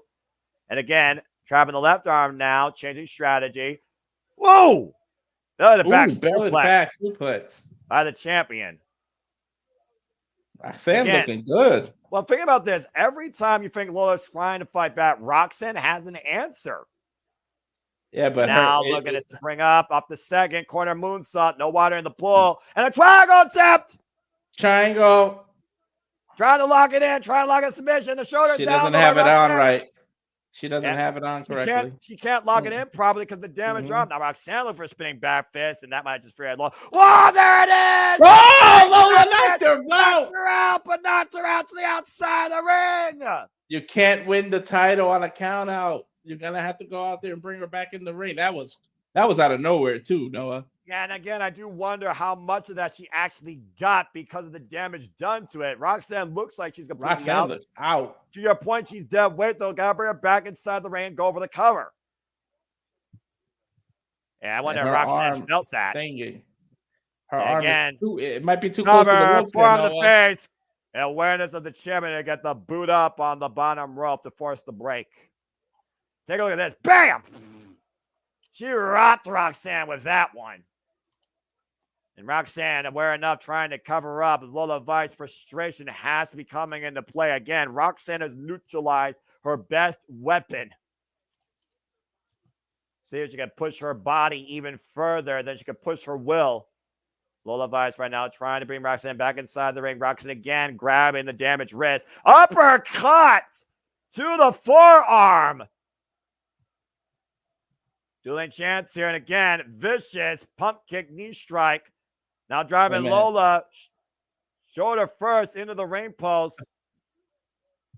This vicious nature of Roxanne that has been unleashed only continues to grow during her championship run, on full display here tonight, despite everything everybody's thrown at her. Sobot kick, bends Lola Vice, might be looking for the pot ross. Lola able to counter. Kicks Say in the what you want about midsection. Roxanne, but she's intelligent. Ooh, nice spinning kicks. Sort And of like Trouble kicks. in Paradise, but to the midsection. Yeah, these Sobot kicks of sorts. And right now, Lola trying to bring Roxanne up to her feet. Look at that spinning backwards again. Blocked this time now. Roxanne Perez countering. Correct! Pop Rocks cover! 2-0! Ooh. How did she kick out of that, Noah? How the hell did Lola kick out of that? Perez can't believe Mamacita's it. got heart. Mamacita's got heart. And again, the frustrations, the emotions coming out of the champion. And again, remind you, no title has changed hands tonight. Uh-oh. I don't know if this is wise. Roxanne rearranging the furniture. A lot of frustration. You know, one of the keys to victory, you said, is that Lola has to keep her emotions in check. It looks like Roxanne's the one losing her emotions. Oh, boy. Roxanne saying, you will never be champion. Driving Lola Vice to the table. Now both women here on the outside. Uh-oh. Oh, no. Not a Pop Rocks from there. Pop Rocks on the announce table! Damn! The last table didn't give way. Yeah, well, Roxanne Perez, Laura Coxis might have. Come on, Roxanne. You got to bring it back inside the ring and go for the win. It might be over, Noah. Shoot the half in the cover. No! It didn't do it. When you're fighting for your family, that's about as much motivation. Is she turning this into a crossface, or is she just attacking her arm? That's a crossface, dude. She's literally trapped her in a crossface. Lola Vice can't see, can't breathe, and the damaged arm's being hyperextended. Is she aware? Can she grab the ropes? She's nearly there. Roxanne's got to be aware of it. Got to try to change position. No. Fingertips away, rolling her back. Change of position. Once again, going for the Pop Rock third time roll through. It's over. And a messy a fourth time. Didn't get all of it. She's not they stopping. bumped into the ropes. They bumped into the ropes. And Pop Rocks cover two. That's a damn good dominant win by Roxanne. Lola's foot was on the rope. Yeah, maybe, but she pulled it back, dude. And Roxanne was making sure Lola Vice was TKO'd. Roxanne Perez brought something different out tonight when it comes to how far she's willing to go to preserve that NXT championship. Lola she is truly the prodigy. Nobody is on her level. I got to give Lola an A for effort. She tried her damnedest, and if one has to think if her arm wasn't compromised, she probably could have won this match, but she brought something out of Roxanne. She brought a whole different side of Roxanne. I don't think I've ever seen her go this far. God! There's like 6 Pop Rocks in this match to destroy Lola Vice, who refused to die. 3 of them consecutive in the ring. Roxanne was unhinged tonight. Noah, is Lola slowly going babyface? I mean, hell, with an effort like that, you might as well call her that. But you also have to call her, unfortunately, coming up short. Roxanne Perez, the prodigy, still NXT Women's Champion. I cannot even think of a single name right now that could beat this. I was just going to ask you, who could stop her? You might need to bring somebody from TNA over. Well, we already tried that. Maybe somebody from Japan. Because as long as you got a strong evil spirit like that, she may never not win. Well, That was a damned effort, though, by Lola Vice. I got respect for her after that. That was quite something. We'll see if Jada Parker maybe gets into contention. She'll be a good-ass contender against Roxanne. Possibly. I mean, again, I got mad respect for Lola Vice, but it definitely was not her night. And we saw how far Roxanne was willing to go. I've never seen her use that many pop rocks in a row. That was a literally killer instinct personified. Noah, will we get a clean sweep of no title changes? I honestly think so, man. I didn't have any title changes here tonight, but there's no denying NXT brought the action to another level tonight. This has been a phenomenal show, top to bottom. Blue Battleground out of the water. Yep. Ugh. Well, that being said, as we get ready for our main event, no, Superstar Showcase. Again, as we get ready for our main event again, folks, we saw Kalani, Jordan, and So Ruka demonstrate what brought them to the dance. Incredible, athletic, gymnastic, counter-offensive match. Kalani Jordan retained the NXT Women's North Championship. Obafemi still continues to prove why he is the ruler of NXT, still NXT North American champion. In the damnedest effort I've ever seen by Chase University, still came up short as Axiom and Nathan Frazier are still the NXT Tag Team champions. And Roxanne Perez just obliterated Lola Vice to hold on to her NXT Women's Championship. There's only one match left as we get ready for our main event. So please remind me to encourage you to just love and enjoy wrestling. And thank you for tuning into our coverage of NXT Heatwave. Hope you enjoyed the overall watch along. And again, we do this for all the biggest shows across WWE, NXT, Ring of Honor, AEW, TNA, sometimes NWW, and now expanding to independent wrestling as well as other sports, combat, and collegiate. Again, if you enjoy what you love, please like, subscribe, comment, tell a friend. Figure to those that are watching across all of our outlets. And again, you make this possible. We do this for you. It's all about the love, the passion, the thrill of sports, professional wrestling too.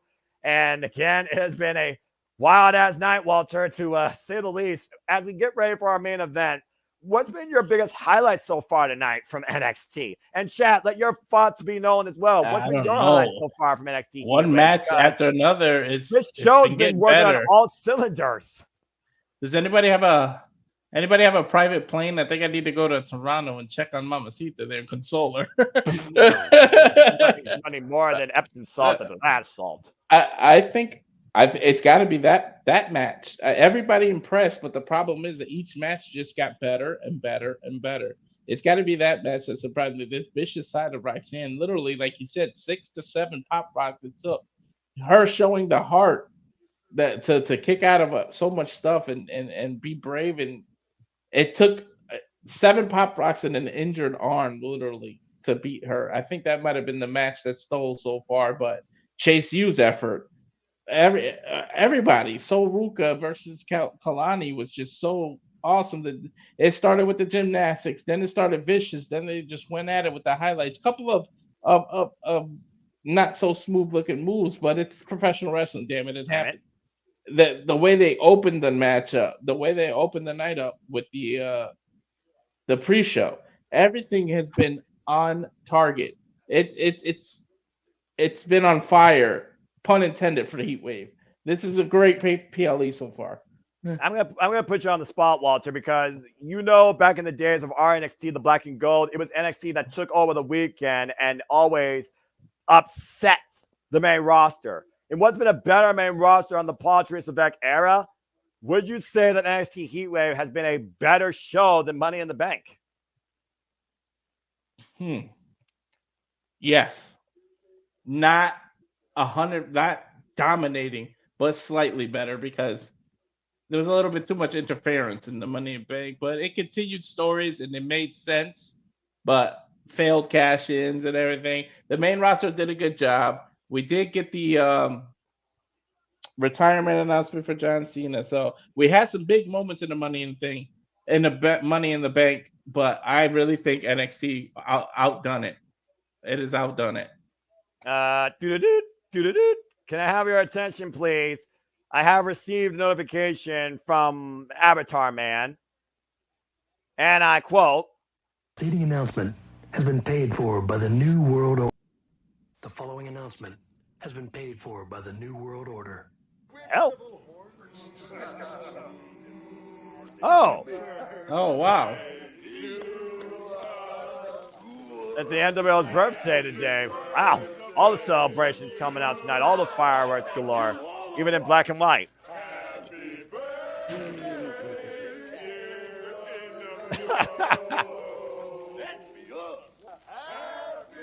That be us.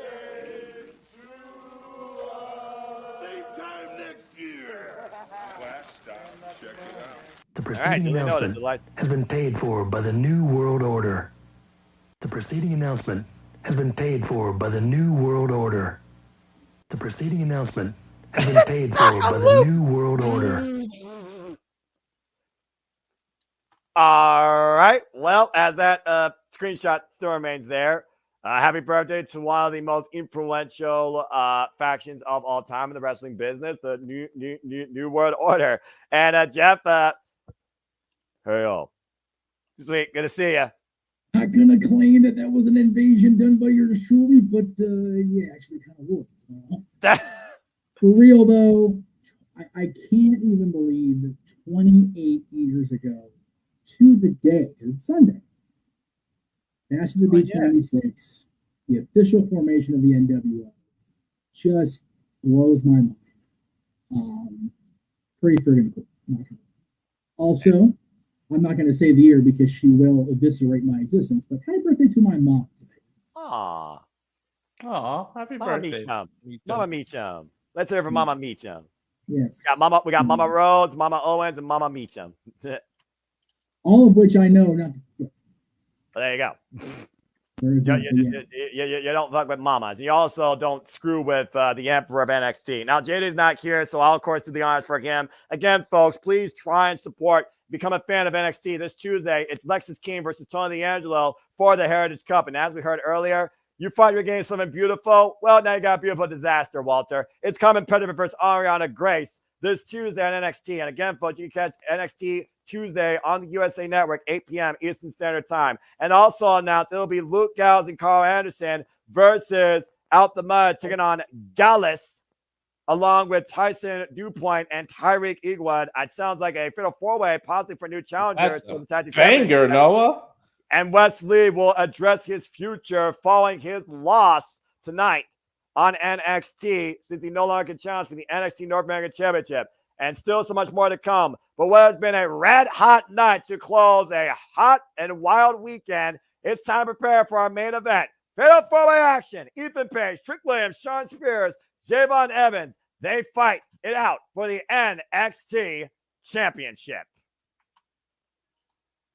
Holy hell, this week has been insane. And Walter, I don't know the last time I said that NXT did better than main roster WWE, because I did hold it up to that degree since the Black and Gold died.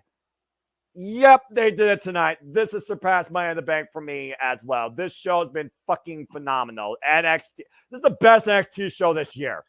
Yeah, I don't think you've said that since one of the takeovers. I think you're right. You're welcome, JJ, but also thank you. Again, this is his brand, so cheers to him. And hopefully he'll be able to cover with us the red, white, and blue when we do the Great American Bash next month on Sci-Fi. Oh. As my friend Sandy alluded to, the reason they're on Sci-Fi is because the Olympics are coming up. And again, support Team America if you wish. Hopefully he lets me be a part of that. I think, Walter, you become a great, steadfast ally in commentary for NXT going forward after tonight. Team America? Isn't it Team America? Fuck yeah. Team USA will be in the Olympics. Yes, we're going to Paris, so that is why we will have the Great American Bash. Right. The timing, it is what it is. I have Sling TV. I got the orange and blue, so I got to find out if Sci-Fi's on there so I can at least share it with you. I got. Yeah, I'm about to say. We'll figure it out. If not, James has the Discord, so we'll be good to go. Yep, exactly. That's our fit. That's our. I can make it by then, right? Yeah. Okay. Oh. All right. Have fun, boys. We'll see you at the end. Yep, we'll see at the end, Jeff, as we'll do a simple, since Aaron doesn't review NXT, I think it's only fitting with how much we put pride in NXT now here at the Multiverse Media. We do our own simple take and light review and follow up on NXT Heatwave once this event concludes. Before we get into our main event, to do this little video package, $2 super chat from Emmanuel Dominguez. Dominguez is easy for me to say. Since I never gave my extra point, Sean Spears to eat the fall. Oh, okay. All right. Well, Emmanuel, duly noted. Again, folks, fatal four-way action, no disqualifications, no countouts. First pinfall submission on the field. That person becomes and leaves NXT champion. It's Javon Evans, the newest kid on the scene, who won this number one contention opportunity via Battle Royale versus Sean Spears, who pinned the NXT champion clean as a whistle in one-on-one action versus All Ego Ethan Page, who not only faced Trick Williams at Battleground and came up short, but he defeated the number one contender, Javon Evans, to earn the second shot at the NXT championship held by Trick Williams. And Walter, you realize what this means? You tonight have to whoop that trick during this entrance fee. Yeah. Oh, Lord. NXT Championship Fatal 4-Way main event begins now. There's something about Paige's smile that I just do not trust, Noah. that All Ego has very dark intentions, I assure you. Yeah, starting off with bouncy. This boy does bounce. This boy's got hops up there with Montez Ford and Kevin Knight. And again, just 20 years old will become, if he can pull off the miracle, he's got to be a heavy underdog, but if he can pull it off, will become the youngest champion in the history of this company, the 65-plus year history of this company. And to think, you think about the youngest champions in this business. Izzy Moreno, Mission Pro champion. Billy Starks, Ring of Honor, Women's World Television champion. Javon Evans can become the youngest NXT champion. Yes, Jeff. I was going to correct that earlier, but I couldn't get the thing to log in. Navy Pre was actually 19 when he and Sylvan became the tag team champion. Jeez. He was 19 years old. Oh, he was 19. Okay. Yes. That's still insane. It's like 19 years old. That would have been 2002. That's when I started working with Aaron.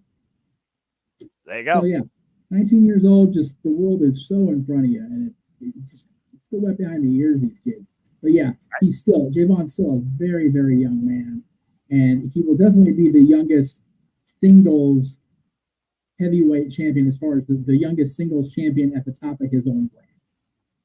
Definitely without doubt there. Well, here's somebody that's not young, but definitely is cold at heart, the chairman, Sean Spears. And thank you for that knowledge bit, Jeff. I always appreciate that. Of course, we saw the chairman, Sean Spears, return to NXT, no longer the perfect 10, now looking to be Trick Williams' N. And once again, in pursuit of the NXT championship. Last time he was here in Toronto, NXT TakeOver Toronto, he faced the glorious Bobby Roode in a great opening contest, came up short. Will Canada do him justice tonight? Again, the drive sometimes is all you need to achieve anything in professional wrestling. He already pinned the NXT champion. If he does it again, he will finally win gold in NXT.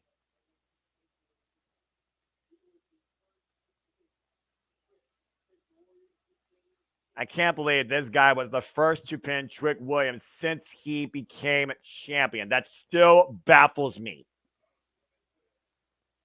Yeah, the first one. Wow. And again, if Trick Williams non-bomb decision, he loses the title. And here comes another straight out of Canada. That damn smile, Noah. That damn smile. Right. There's just something about it I don't trust. He might walk away out of Canada, the only person who had made the title change hands.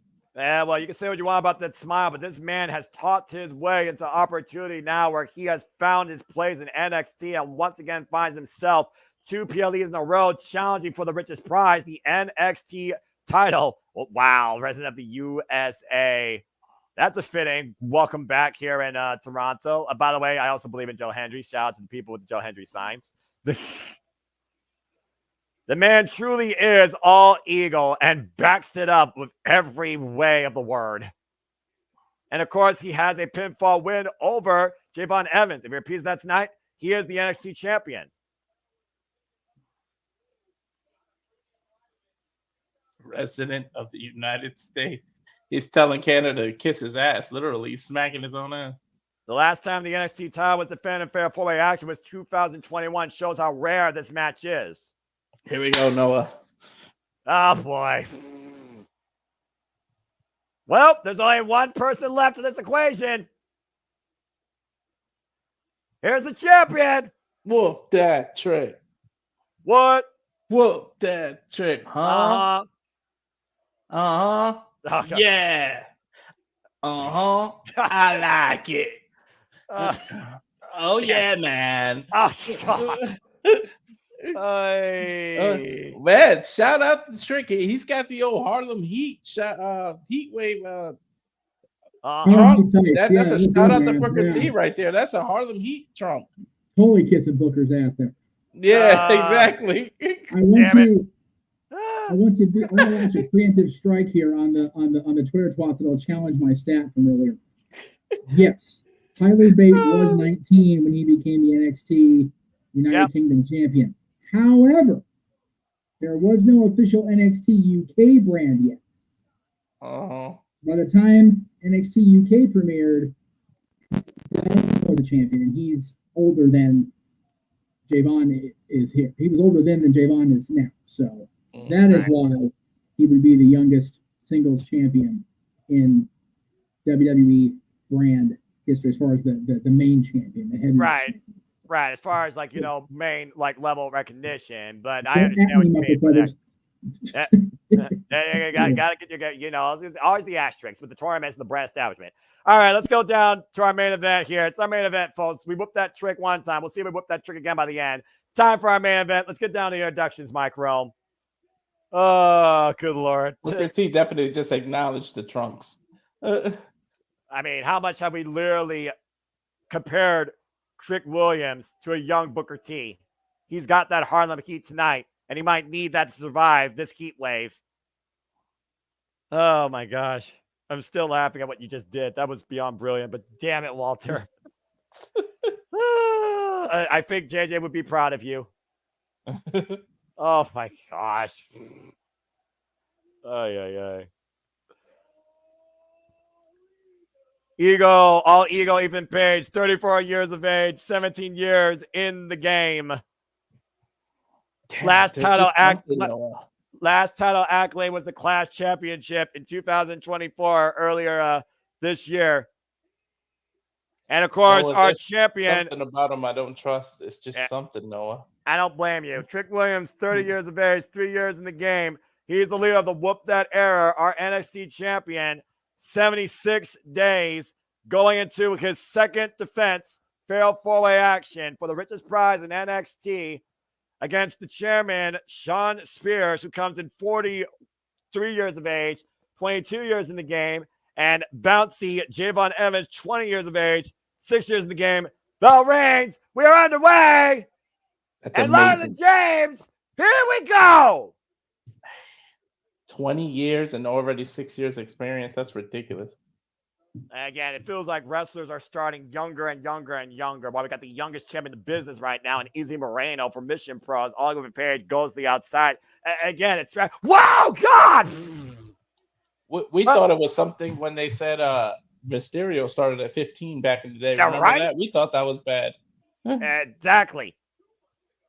Irish Whip reversal. Sean Spears, Trick Williams, the only two men in the ring. Pinfall, as mentioned, has to occur inside the ring, folks. A scoop slam there as JMN Evans neutralized even pairs on the outside, and Trick Williams sends Sean Spears up and over the outside. Action on the outside in the early going here. Chaos here in Heatwave in our main event here at NXT. Oh, damn! And even just clocked JMN. JMN went down. Both men, all four men, each isolated by two on each side of the ring here. Well, considering what happened Tuesday night on NXT when the Canadians got wiped out by Trick Williams and JMN Evans, planted through 2 tables, you wonder if Ethan Page and Shawn Spears might want to make this into a one-on-one encounter with them. I think Shawn Spears and Ethan and Page are just going in a game of one-upsmanship here. It looks like we're finally going to get that one-on-one contest. Canadian Pride, All Ego, Ethan Page, Shawn Spears, both men who's been looking for that spotlight, now owned by Trick Williams. And again, they're going to take their shots. Oh, Jimmy. No honor among thieves. And both men, same idea from the eyes. Trick Williams and JMN Evans come back in now, duking out with both men on either side. I mean, it's a good idea if Shawn Spears and All Ego Ethan Page can put, their pursuit aside and neutralize the competition. That was a botch. Nice catapult there into the net breaker, though. JMN Evans did not get enough of that corkscrew kick. But JMN Evans and Trick Williams in control here in the early going. Originally, you said yourself, Walter, this was supposed to be a one-on-one. Yeah, exactly. JMN Evans won the Battle Royal to claim the one-on-one title shot here at Heatwave, and somehow Shawn Spears and Page manipulated themselves or talked themselves into this. JMN bouncing off the ropes, looking to hook the leg, cover on Trick. Gets a 1 count. And for now, we got one-on-one contest with the original idea here, and JMN in control. Nice drop kick.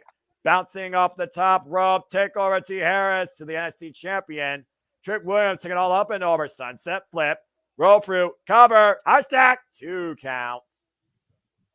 I wonder if it's just backstage politics. Like I said earlier, they just really didn't trust JMN and Trick to go one-on-one, and they had to do it add to make it better. And of course, number one trend right now on the Twix is NXT Heatwave. And thank you again to those that are watching here. Our coverage across all outlets as well has been a phenomenal show this wrestling weekend. What a way to close the weekend out.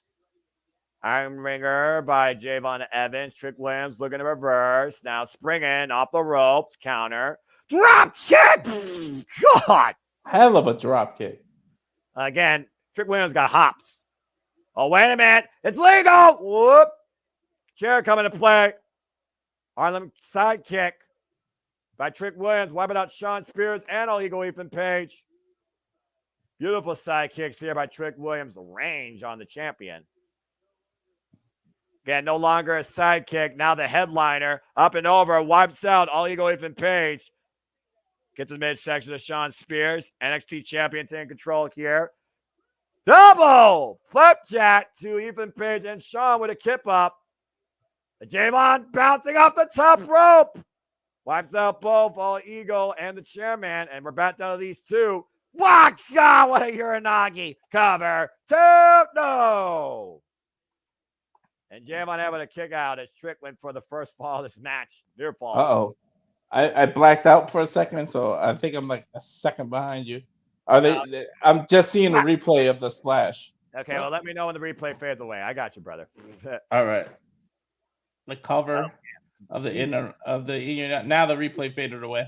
Okay, we're back again. It's been a wild night, and right now Williams set up and over to the floor by Ethan Page. Sidekick though, excuse me, by Shawn Spears. Sidekick by Ethan Page. Ethan taking control here, and now even hooking up JMN. Oh man.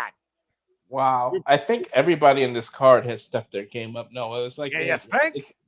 It's the environment or something. Everybody was like, Canada. I'm stealing the show. It's Canada. It is Bizarro World. It is the drive of the wrestling fans here and the passion demonstrated in the Scotiabank Arena all weekend. It brings something out of everybody. And now Shawn Spears looks out of it. Wow! He used JMN body as a weapon for himself. Great power slam covered by Ethan. 2 count on JMN Evans. 3-for-1 special and All Ego Page half a count away from claiming the NXT championship.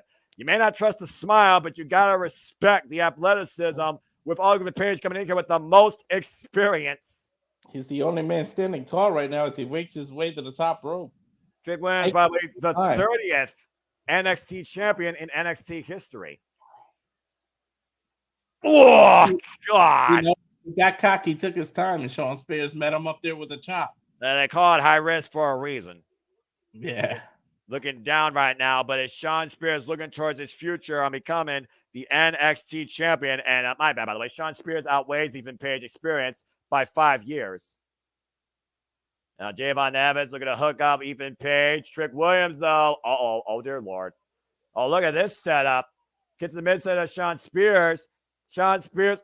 Ethan Page jumps in of Ice wipes out Javon Evans. Impromptu DDT by Trick Williams, Sean Spears. Double covers, kick outs. What the hell would have happened there if Ethan Page and Trick Williams both got the win there? Good God. Doomsday Device DDT combo impromptu by Ethan Page, Trick Williams, tricking even with covers each 2.5. Yeah, now what would have happened if they both reached the 3? I don't know. The double pin scenario there. I mean, again, we haven't seen this type of match in NXT since 2021. That goes to show how rare this circumstance is. Even Page and Trick Williams right now teeing off our NXT Battleground main event. Still said the women's main event. Oh! Again, Fatal 4-Ways are no DQ. Yep, and again, the chairman using his weapon. Oh, God, what a swing. That was a home run. Think Sean Spears is playing baseball for the Toronto Blue Jays here. And Sean Spears getting a perfect 10 from the Scotiabank audience. The determination to succeed, the drive to become the NXT championship tonight at NXT Heatwave. Fireman's carry. Might be looking for the C4 for the chair in the corner. Trick Williams saving Javon. Pop-up. Ooh! Big shot there by Trick. And now Trick up in the fireman's carry. Uh-oh. Oh, dear. Fuck! Ooh, God! Driver in the corner against the chair. Into the cover. Spears kick out by Trick. That was close. Look at the swing, by the way, to your point. Bam! Ah. Did you hear the thud of that man's spine? Yeah, that definitely driver to the corner of the chair. And Sean Spears half a second away from holding the NXT championship. All this proves is how much this title means to all 4 competitors. Looking for one more. Javon able to back up, though. Jacking Sean Spears in the jaw with a super kick. Even Page, though, inadvertently using Javon to knock the jaw against Sean Spears. Super kick to Ethan Page. Super kick to Javon Evans. Sean Spears teeing off against everybody. Super kick by Ethan Page to Sean Spears. Up and over. Blockbuster by Trick Williams. All 4 men down. This is already a hell of a match, man. It has been a phenomenal show. The show of the week. Someone right here believes they should be called NXT champion in our main event here. Fatal 4-way action. NXT Heatwave. This is awesome, and I so damn agree. All 4 men down. Now, who's going to be the first to mount some offense and get on their feet here, Noah? And again, what a way to close a weekend here for WWE especially. It looked like Page was starting first, but then he rolled out of the ring. And I think Trick's had enough of all ego tonight. Again, you said yourself, while there's no provocation, it's all legal. Oh boy. Page doing his best to save himself and sending Trick face first to the ring post. The same ring post that Lola got her arm on. Oh, look at this. I think looking for that Eagle's Edge. And Ethan driven head first into the ring post. That's that same corner that Lola got hurt. And Trick right now just teeing off. Wow! Whoa! Holy fuck! Over the top of the corner, wiping out Trick Williams against the barricade. Noah Edwards got all of that. That boot was flush in Trick Williams' face. Holy As we go to the replay here. Javon Evans flying, soaring, and crashing through Trick Williams. Through the barricade. And you know he didn't want to do that to Trick Williams. He wanted to do that with Page. But this is what it means for him to become NXT champion at 20 years old. Evans right now. Caught by Sean Spears in the corner. Sean Spears second rope. Avalanche save 4. And even Page trying to take advantage. Take advantage. You can't count. Oh man, I thought Page might have took it right there. Woo-wee. What a hell of a match here, Noah. I can't fucking believe Javon Evans survived that. What a false finish there. That's how you use false finishes. You don't have to do 30 of them in a match. You do one like that to trick people. This is right now one of my top 5 shows of the year. It is. It's got to be. And that says something for how much wrestling I watch across the industry. Exactly. Javon Evans hasn't moved a single inch, though, since that kick out, and all ego, even Page, firmly back in control. And Trick Williams, nowhere to be found. Champion's worst dilemma here, not being involved in these decisions. Trick Williams laid out. Page hasn't learned to stop going to the high rent district. It's called high risk, like you said, for a reason. This is but twice you saw how close Sean Spears was, though. That Trick Williams is back in play, though. Hooking up Sean Spears. Boy. This might not end well. Hey! Sean and Trick taking up over the outside. Now Javon Evans springing up. Hooking up even Page. A Spanish fly! That boy bouncing off the second top rope. Cutter! The cutter. Float over, cover, new champion. Can Trick saves his title. Holy hell, that was close. The ref was inches away from the canvas on the 3 count there, Noah. It does not get any closer than that without the fucking bell ringing. Don't sleep on NXT. Damn it. Trick saying this is my NXT. There we go. 2 baby faces going at it in the middle of the ring, back and forth. Again, both these men, Trick Williams fought for this spot. Javon Evans wants this spot. It's literally 1A and 1B. Javon is literally looking at himself. If he gains 20, some muscle, he'll look exactly like Trick. Pretty much. Off the ropes, bouncing off, rolling in, and a kick, and both men collide. Both men have the same idea there. Yeah, same idea, same impact. Our main event here at NXT Heatwave, a show of the year candidate. This might force you to watch NXT every Tuesday here, Noah. Okay, let's not get ahead of ourselves, all right? I said they deliver on the grandest stage. TV shows are still TV shows. It doesn't matter what. Come on over to the dark side, man. Javon Evans, though, what the hell is he thinking here? Looking down, Trick Williams, springing up. Sean Spears, though, picking the ankle, causing Javon Evans to collide jaw first in the top turnbuckle. And Sean Spears, though, once again, regrouping, rethinking. What's Sean thinking? I don't know, but he's going to the high rent district himself. Is Spears going to the top rope? I think he's going for a superplex on Javon to the table. No, not to the floor, not from that position. Both men corner and corner. Javon fighting for dear life here. This could be career threatening. As of headbutt to the side of the head of Javon Evans, Sean Spears changing position. Perched on the top rope. What the hell is the champion? Wait a minute. Javon. Oh, boy. Javon launched himself. Is that another Spanish fly? Oh, no, cutter. Oh! Good God, what a cutter. Spring it up, top rope. Corkscrew splash. Cover by Javon. And Trick saves his title again. No, my heart was in my throat for a second there. Trick is saving his title, man. That's twice. The perseverance and the preservance of the NXT champion. Trick Williams refusing to let his title go. And right now, Javon, holy hell! Ouch. Pushed off the top rope, springing backwards, crashing through the announce table.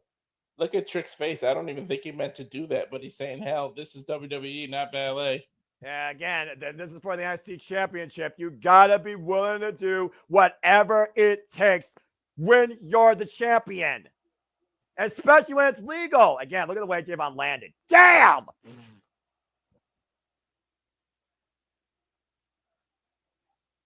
And right now, the crowd's chanting, "Rest in peace." Yeah, I'm about to say, Javon Evans might as well be dead to rights. Trick Williams right now with the best opportunity he has here to not only get his win back against Sean Spears, but preserve his NXT championship. Oh.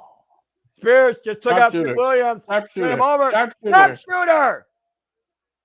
In Canada, in the middle of the ring. And somewhere Bret Hart is smiling ear to ear right now. Will he force winners the tap? Will he become the NXT champion? Oh, that pop kick by Ethan Page. But Eagle trying to take advantage, hooking him up. Eagle's edge and connects. Too close to the ropes, Noah. Got off it. The cover to Eddie Von Evans saves the title, putting Trick on the bottom rope. Technically, there's no DQ. You don't have. He could have just kept counting with the foot in the ropes. It's a 4-way. I guess that doesn't have to start rope times. Rules and all Eagle ready to explode now, trying to destroy Javon Evans, who just might have cost him the NXT championship. Holy hell, Noah! This is a match. That mean streak of Ethan Page is on full display here tonight, Walter. Yeah, Page is. It looked like something snapped in his brain just now. And one more time, looking for Eagle's edge. Javon Evans, Sean Spears, saving Javon Evans. Not sure what that was for. How smart is that, though? What does Sean Spears and Javon Evans? A trick shot. Ethan falls in the cover. Are you kidding me? What the fuck? What the fuck? What the fuck? No, I called it. There was just something about his smile I didn't trust that he might pull this out. I said it, Noah. There was something I didn't trust. Look at the faces of the crowd, Noah. Are you fucking kidding me? What the fuck just happened?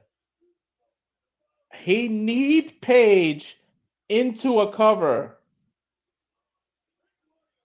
Didn't that happen before with Cena? Shawn Michaels super kicked Cena into a cover?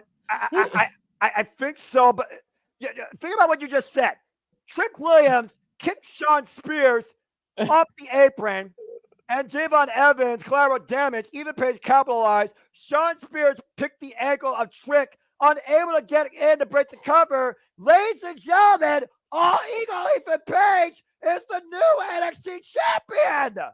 I had a feeling, Noah. I just didn't trust his damn smile. It was something about it. Javon Evans, though, went for broke. Absolutely every possible turn. That avalanche Spanish fly, bouncing Ethan Page off the mat. Follow up, top rope cutter. I thought Javon Evans just became the youngest NXT champion, but Trick Williams preserved his title. And then here we thought Javon Evans was dead, literally free falling off the top rope, crashing through the announce table. And then Trick Williams got hooked with Eagle's edge. Ethan Page falls the cover, hooked to their leg. Javon Evans preserves the match, putting Trick's foot on the bottom rope. And then look at this. Here's the ending. Against Javon Evans, wipes out Sean Spears, hits the trick on Ethan Page, falls in the cover on Javon Evans. Sean Spears pulls Trick Williams away, and Ethan Page is the new NXT champion. You got to question the logic of Sean Spears. Why hold his ankle and not let him break up the count? If Trick Williams beside himself, I don't blame him. I can't imagine what's going through Trick Williams' mind. What's going through Sean Spears' mind? Does Sean Spears realize what he just did? The new face of NXT is All Eagle, Ethan Page. On a night, Noah, where no titles change hands, it finally changed hands at the end of the title. At the end of the night. Did you just see a Joe Hendry for a second? Do you believe? Do you believe in change? Do you believe? You saw that, right? Yeah. Say his name and he appears. I believe in Joe Hendry, but I also believe that NXT is going to be must-see on its next PLE. On a show of the year candidate, the Heatwave finally concludes as we try and cool off here at the Multiverse of Media 2. Thank you for tuning in. For Walter Cruz, for the Renegade Wrestling, JMN Williams, this was his brand's greatest showcase to date. I'm the Seminole Foster. Thank you for tuning into our coverage of NXT Heatwave. Stay tuned for our post-show thoughts here immediately. What the fuck just happened? Did WWE just tease us? Wow! That's no tease.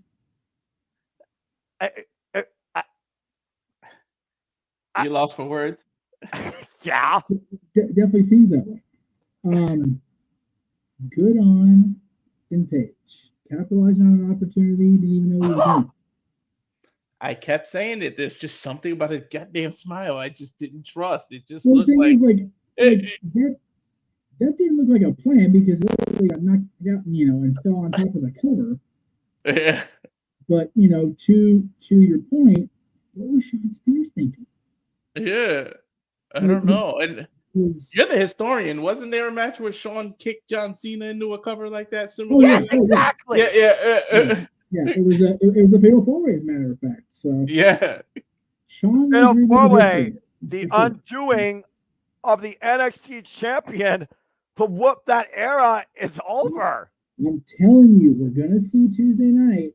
Trick is gonna come out and pull a diesel and be like, "All right, I'm gonna let that happen." There's a reason that Paige had that big contra.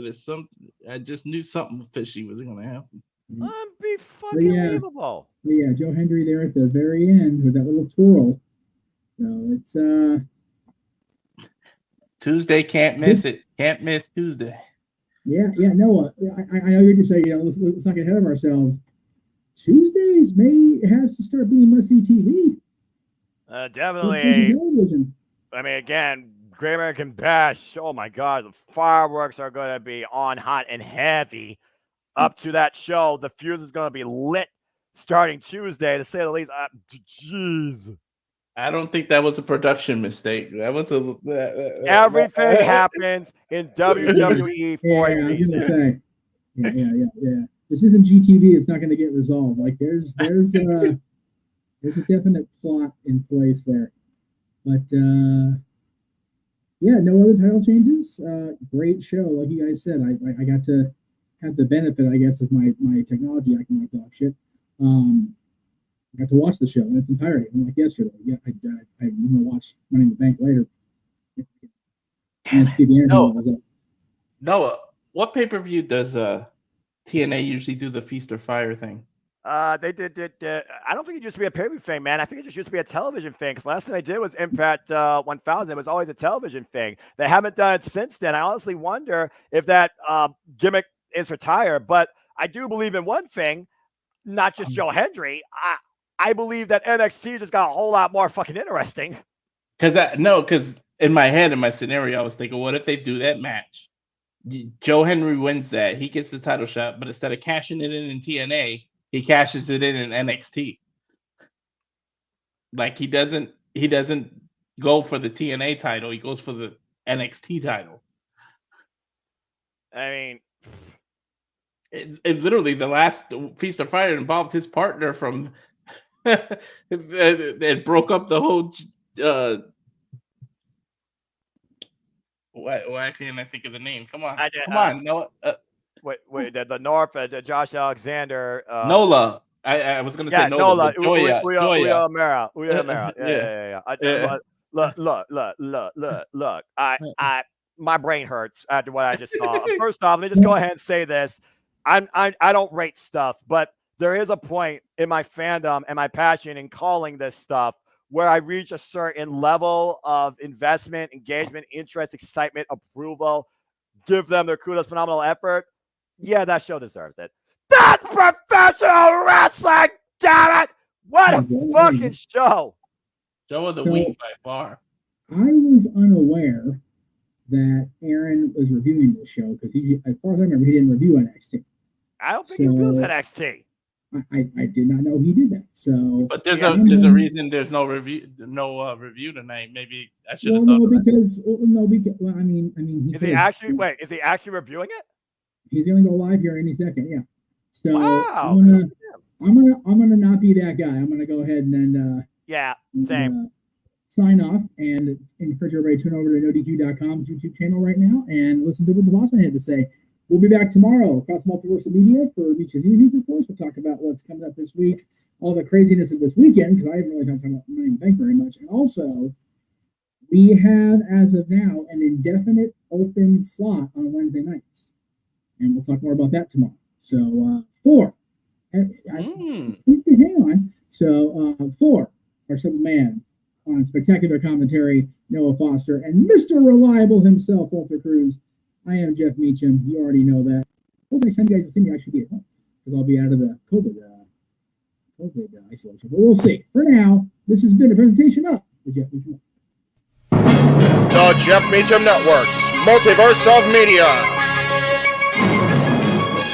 For over 15 years, the recognized symbol of excellence and the standard bearer in coverage of sports and entertainment. Have a good night.